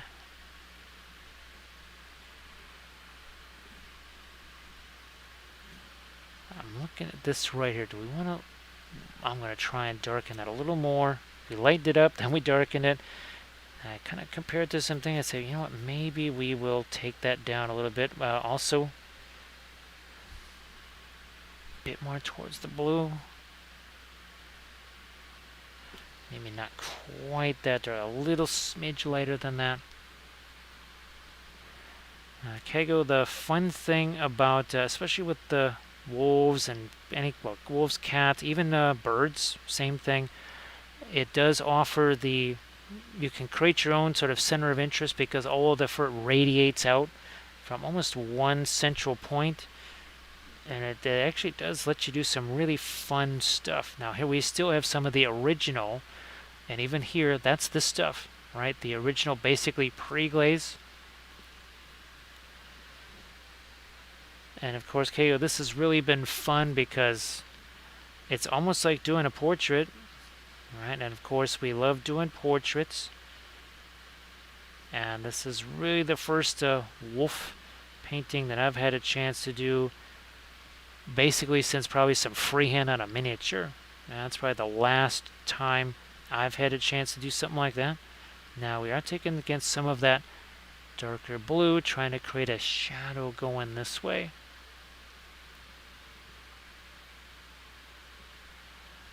Oh, okay, okay, well, that sounds like it was really fun. Must have looked really, really amazing. Okay, we've also softened that edge. We didn't just darken it down, we also softened that edge. There needs to be a little more dark on the underside of this.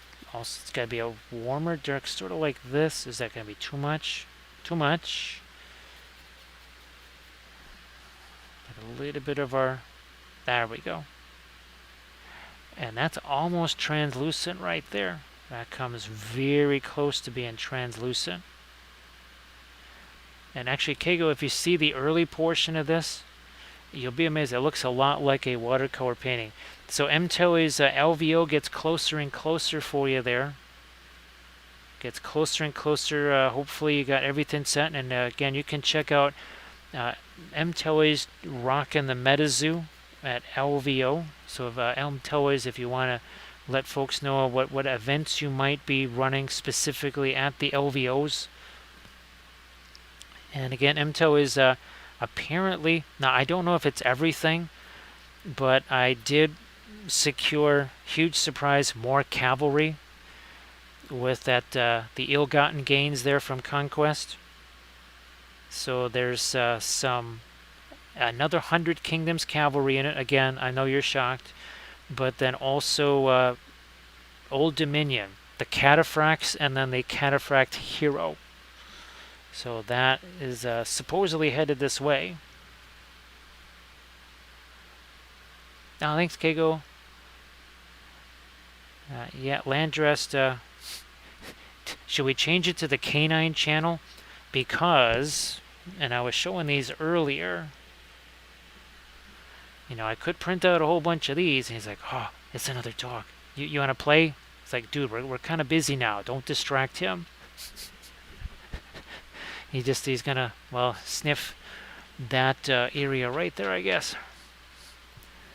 Some MetaZoo decks, and at a game castle, I'm assuming there, right, M-Tellies?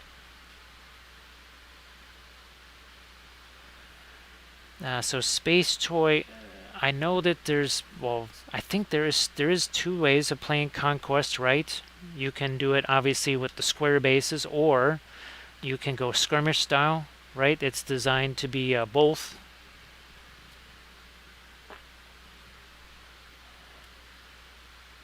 So oh, there's not a game castle in the Las Vegas area yet.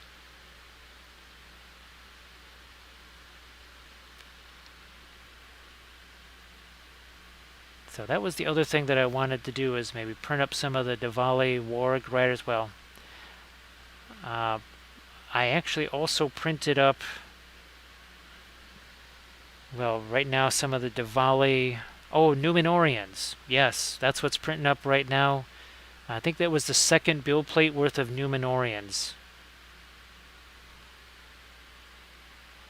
So you played the ranks and flanks version then?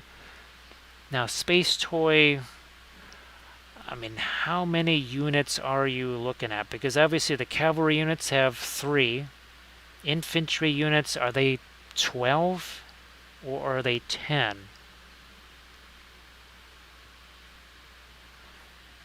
Actually, M-Toei's, haven't you been posting some artwork to your Instagram? Oh, hey, M-Toei's, why don't you share?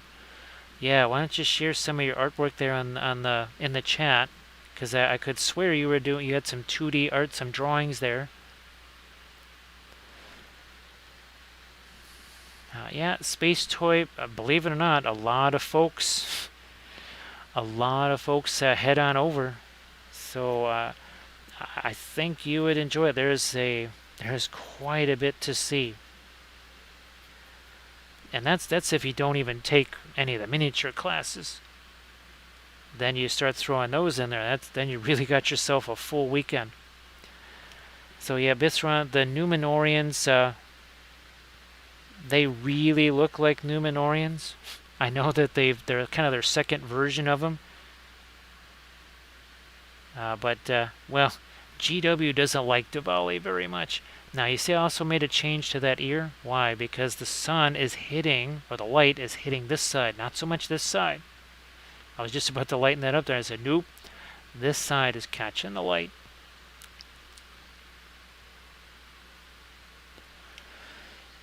Space Toy. You know, the other thing that I really would love to be able to actually try is Armada, because we might have 1 or 2 Armada ships painted.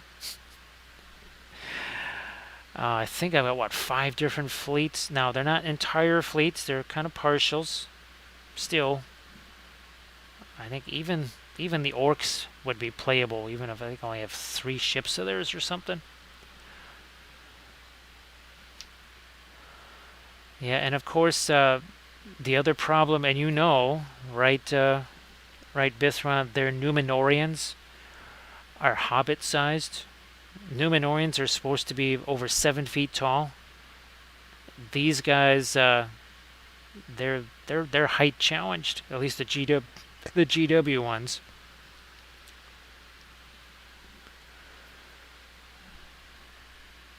Is it a D6 base game there, Space Toy? Obviously. Oh well. Playing against a clone zombie things that kept being resurrected. Okay. So now that leads to the next thing, right? Because remember we put out the call, and Bithron, I think you found the gameplay videos for Armada. So hopefully somebody has been doing some YouTube channel action, creating some battle reports for Conquest, so that we could at least have some idea of how the game works. Okay, yeah, that is. There we go. Now we actually have what looks like, because this is the cartilage part of his ear. Yeah, that was looking mighty just flat there. So it is a D6 based. As we throw a little bit of that Indian yellow right in here.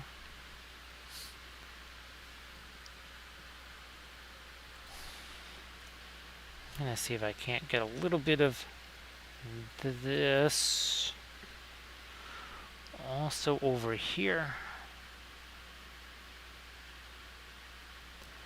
That is on the light side. This not really showing in the reference there, but we're making an executive decision here. Just throwing a smidge of light now. Just taking some of that of our blue there. That's our radiant blue. A little bit of the yellow also getting in. Okay, there we go. Yeah, reference didn't show it that way, but we're making a change here. Gonna lighten up this side even a bit more. Because, as Armada is a D10 system. It's been a long time since I played a D10 system. That was, Wild West Exodus back in the day. To be honest, I wish all games used a D10 system. Think of the amount of modifiers you could get in there that would be, well, less devastating. And with the D10 system, a little bit less certain results. I mean, I understand why, because it's more common to have D6s made than D10s.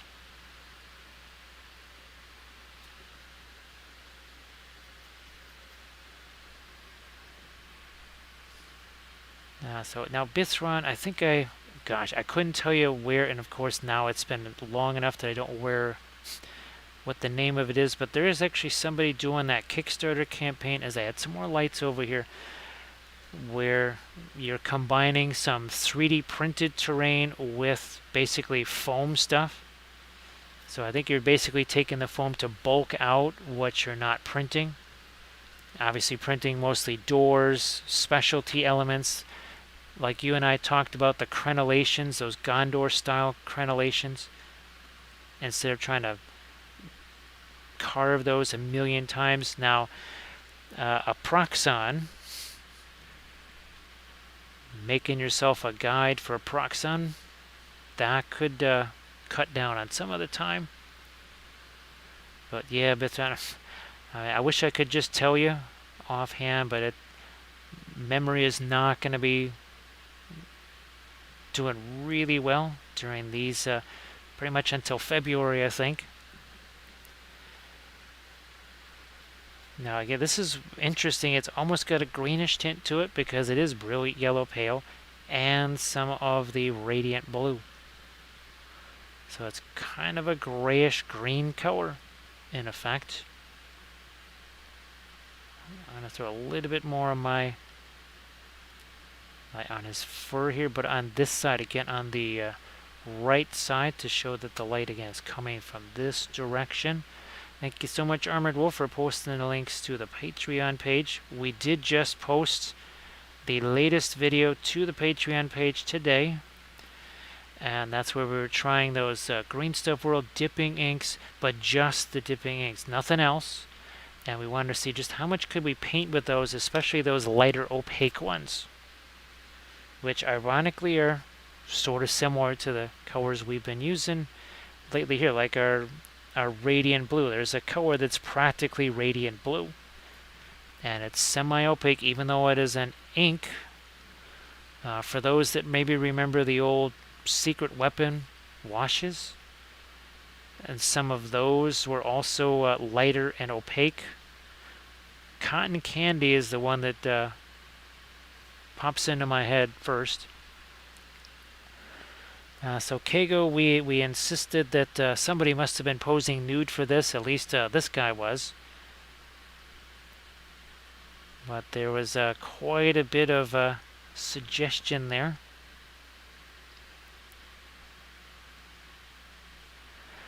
Yeah, Kago, there's yellows in here. There's actually some blue in the eyes. There's the Terra Rosa. That's our orangey brown color.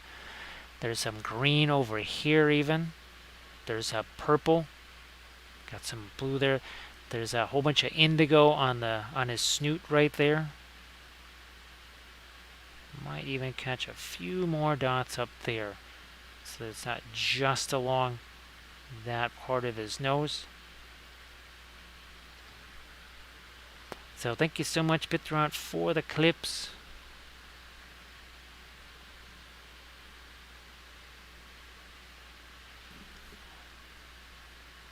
Now, even with the highlights on the eyes, you can see that's almost like a little bit of a violet color there. Then we have the one light, and as you can see, that sort of intersects that line where the black of the pupil meets the rest of the iris. Keep going with some of this. Again, that's brilliant yellow pale. Also a little bit of our radiant blue. Now the radiant blue, because it has some red in there, that's what kind of helps it turn a grayish color and not too much towards the green. If it was the radiant turquoise, which is way more towards the green, whole different story there. Now if you were maybe standing in some snow or whatever, we might have probably utilized some of that radiant turquoise for the snow reflecting the sky. So Kago, we just use generally about a dozen or so. The same ones, the same radiant colors, the Van Dyke brown, the indigo, and we let this is where all the mixing happens right here. So not very much mixing on the palette. You can kind of see, right? There's not much mixing on the palette. It pretty much happens on here. Now, same thing with the miniatures. The miniature is your palette, not the palette. See, we're just going to chuck that on there. We're going to take this blending brush, just like you've seen me do that on miniatures many, many times, right? I'm going to do the same here. We're just going to throw that there. And then take our blending brush and soften a few edges, and that's what helps to create some different colors. And actually, Kago, it was the same back in watercolor days. Back then, I think I had 8. I didn't even have a dozen back then. It was minimal amounts of color, that's for sure. And well, as you can imagine, an awful lot of mixing on the surface with the watercolors for sure. That's This is the way, right? This is the way. Now, I know that there are 3D printable Mandalorian files, because actually some of those, at least 2 of them, Mando and what's her name, those were 3D printed. So I'm sure there's going to be files out there. So, there we go. There we go. So there's our Banjalorians. So what was it? Oh gosh, I can't remember what the heck her name was. I just keep thinking of her as Starbuck. And then Mando over there. Remember we did all the fabulous true metallic metals on those? That was really fun.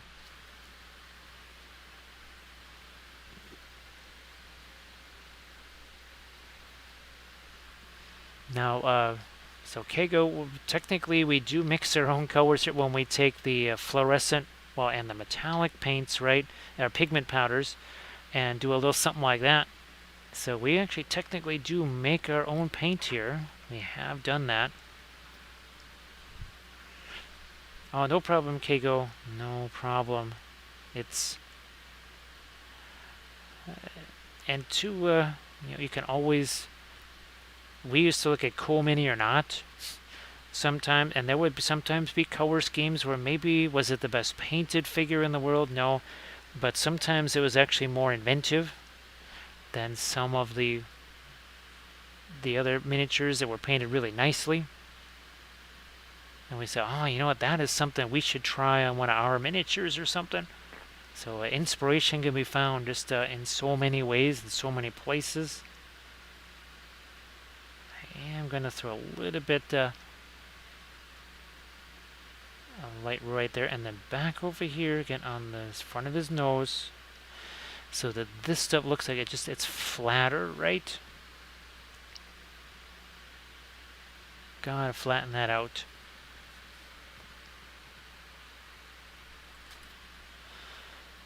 We got our light carrying here, light carrying over there. Now this, so tempted to put reflected light in there, but I think we're going to have to resist that particular temptation. This also,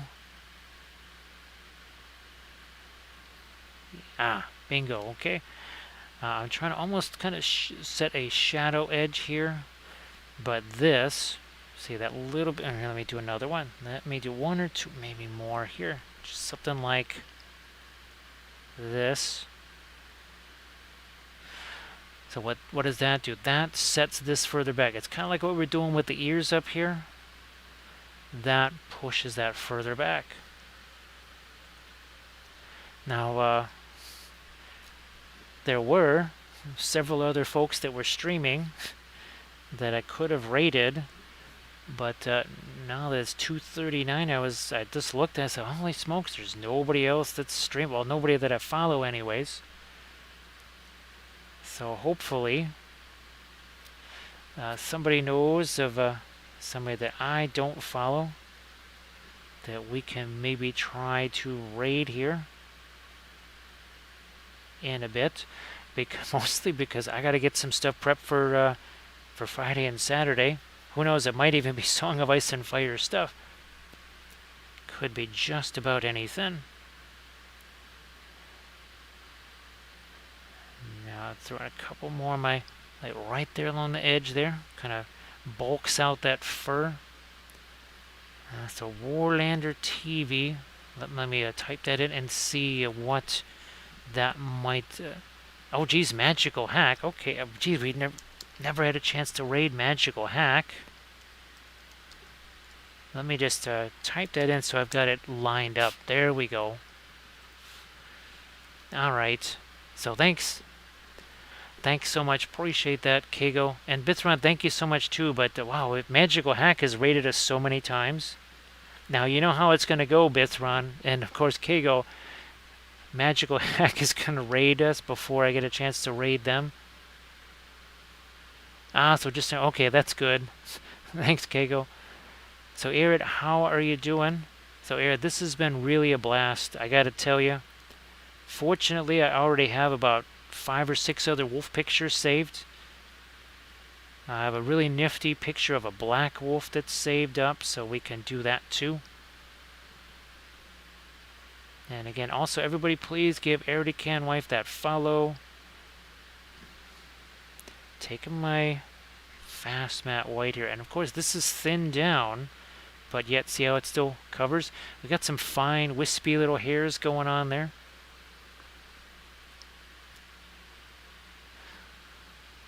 So yeah, that'll be fantastic. Gee whiz, Magical Hack has rated us, I want to feel like a dozen times or more, and finally we get a chance to return that favor.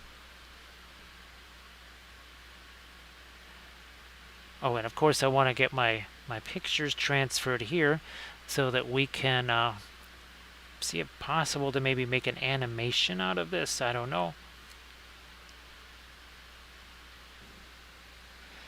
So everybody again, please give Kagoma's Fury and Erican Wife a follow. And Kagoma's Fury, I know you think you posted your links there a little bit ago, right?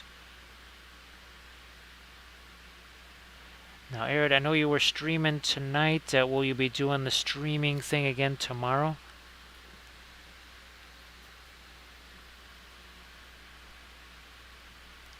Right up here on the side of his muzzle. So nose, here's that muzzle. Have to make sure that that actually looks like it's coming forward towards you, right? And it has a little bit of length to it. You know, wolves have a fairly sizable muzzle, to say the least.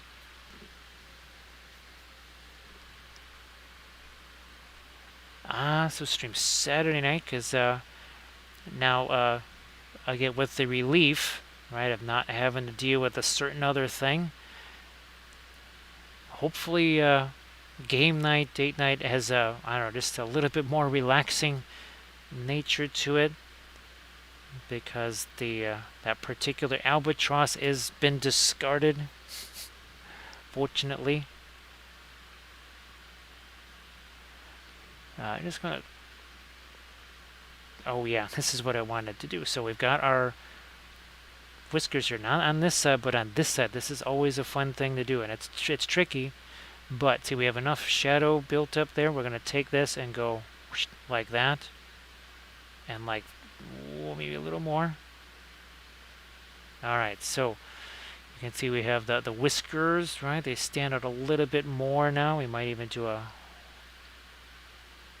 hint of a whisker there. So not doing that on this side, right? There's no light catching on those, but these, a little bit of light catching onto those.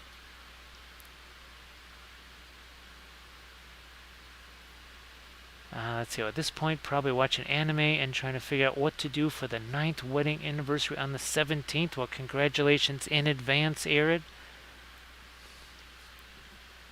Congrats. And thank you again so much, Armored Wolf, for posting a link to this, and for all the folks that have contributed to that. We really do appreciate it. And again, the next, let's see, what the heck is it? The 13th, so the next 12 days, those are going to be a max level challenge. Sleep will be minimal to non-existent, pretty much starting on the 15th there, I believe. So if we're slurring our words, it's not because of our medicine. I just remember that the last session where, well, let's just say that the bag of Benadryl was done, and then the call came in to arrange an appointment. And Kathy actually asked the nurse, she said, did I sound like I was drunk on the phone? Because that's they don't go light on the Benadryl, that's for sure. So again, trying to pick up this side. See, this side we darkened it. Here we're just trying to get that little bit of light, but not too much, right? Because if this has too many hard edges there, we're almost creating, well, foreground, middle ground, background, right? So even within his face, there's a foreground, middle ground, background. Then there's the ultimate backdrop here. That's not the only backdrop.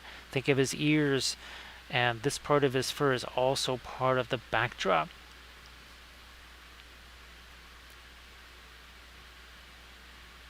Let me see. So that's why, again, no really hard edges here. Yes, even that little bit right there, see that little bit of lightness from the whisker, that also makes this part of his mouth go down, right? Because it almost looks like it's at the same level as his nose. This one crucial little element changes all that. Oh, look at, hey, Crazy Wolf. There you go. Look at this, Crazy Wolf. And Power Elephantos, how you doing? Power Elephantos, nice to see you again. And Crazy Wolf, we finally did the wolf, but it's not the last one, Crazy Wolf. This has been so much fun. Oh, you're going to see some more wolves. You will definitely see some more wolves. This has been way too much fun, and it's been so long. So now, let's see. There's also, well, let's see. There's Grey Wolf, there's Armored Wolf, and Crazy Wolf. I guess it's which one of them posed nude for this reference picture. That's it's up to the audience to figure out. As we throw in a couple of more lights there, and then well, our fast matte white actually is starting to turn some other colors. So other stuff has worked its way into that. Ah, there we go. There we are. Now, yeah, Power Elephantos, I will be heading on along here pretty soon because I have to make stuff for tomorrow. I don't actually have anything really prepped at all for tomorrow, so we have to figure out something that we can use. Well, and Saturday too. But Power Elephantos, if you check out the beginning of this, and even then there's still a lot of watercolory type stuff going on here. This looks very much like a watercolor when it's starting out. Well, technically it doesn't really look all that much different from, well, speaking of watercolors, we'll just scroll all the way back up here to that. So it really doesn't look all that much different. That's a watercolor through and through. Seriously, that's a watercolor. Now, obviously, the pastels have a very distinct look to them.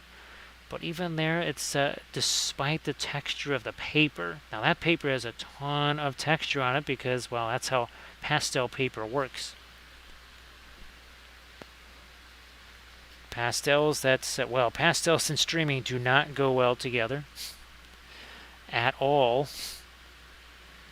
Because, well, it's almost like saying streaming and 3D printing go together real well, like handling the resin with your bare hands with no mask on. It's that level of not too great taste that go together. Thanks so much, Kago. Yeah, that was in the days of the old 2D art. We're now in the new days of 2D art, which is really nifty.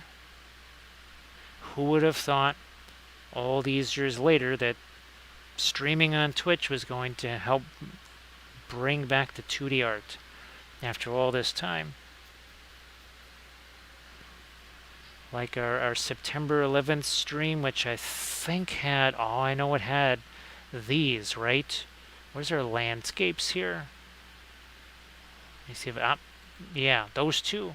Wasn't that our September 11th stream? Because it was a way to get back into the 2D art again in dramatic fashion.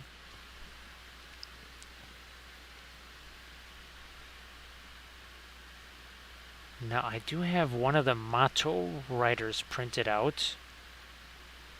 That would be a very fast thing because there's no basing to do. So who knows, maybe we just grab one of those for tomorrow. We had a lot of fun painting the first 3 or 4 of them. I think it was at least 3. So we've got that kind of orange. I'm going to go back to that Terra Rosa, Indian Yellow. I guess more of an amber color. Not really orange per se, more of an amber color. But it's some of the same amber that's in the eyes. We're going to also get some of that out onto the fur.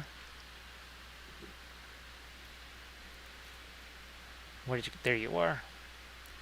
Keep in mind the Indian yellow, translucent as it might be, is really thick. And that's sometimes a hard thing for people to square up, that something that is so thick can be that translucent. It is massively translucent. But unlike other paints, which are actually very opaque, it's super translucent but really thick. And there's opaque colors that are really thin. Ooh, go figure, right?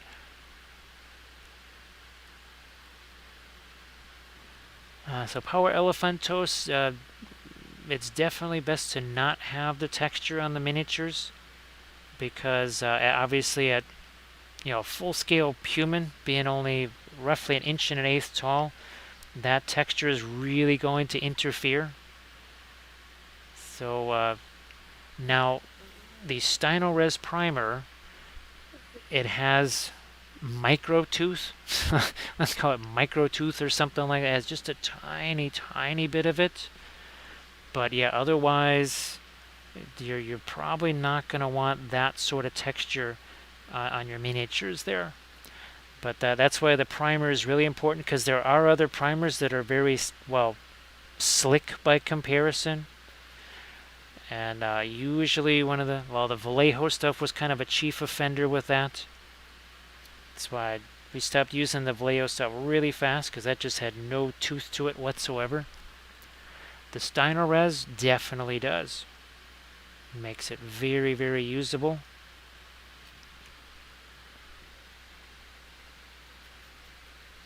Oh, here we are. So this, believe it or not, actually has a little bit of green in it. That's why we have green out here. There's actually green in a few areas in here too, especially in there. And you can see it over here too. There's actually some green on the face. We didn't necessarily mix it up and throw it in there on purpose. Hey, Full Wild. Oh, geez, Full Wild, it's been a long time. Been a long time. I hope that you're doing good. Full Wild has used the Vallejo primer, suggesting that I'll be sprayed on.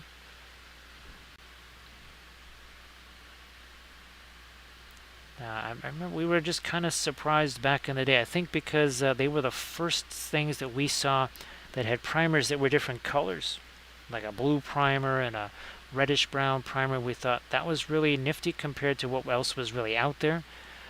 It just didn't quite work out. Then along came the Stynylrez with 12 billion different primer colors, and obviously that's worked very, very well for us. Now here, see, that's a little bit too plain. We are going to break that up. Again, look at where I'm holding this brush. None of this, right? None of this kind of stuff. I want to do those long sweeping lines. Got my finger on the board right there. Doing this. Do you see that brush twitching around, doing anything? Nope. Nice and solid.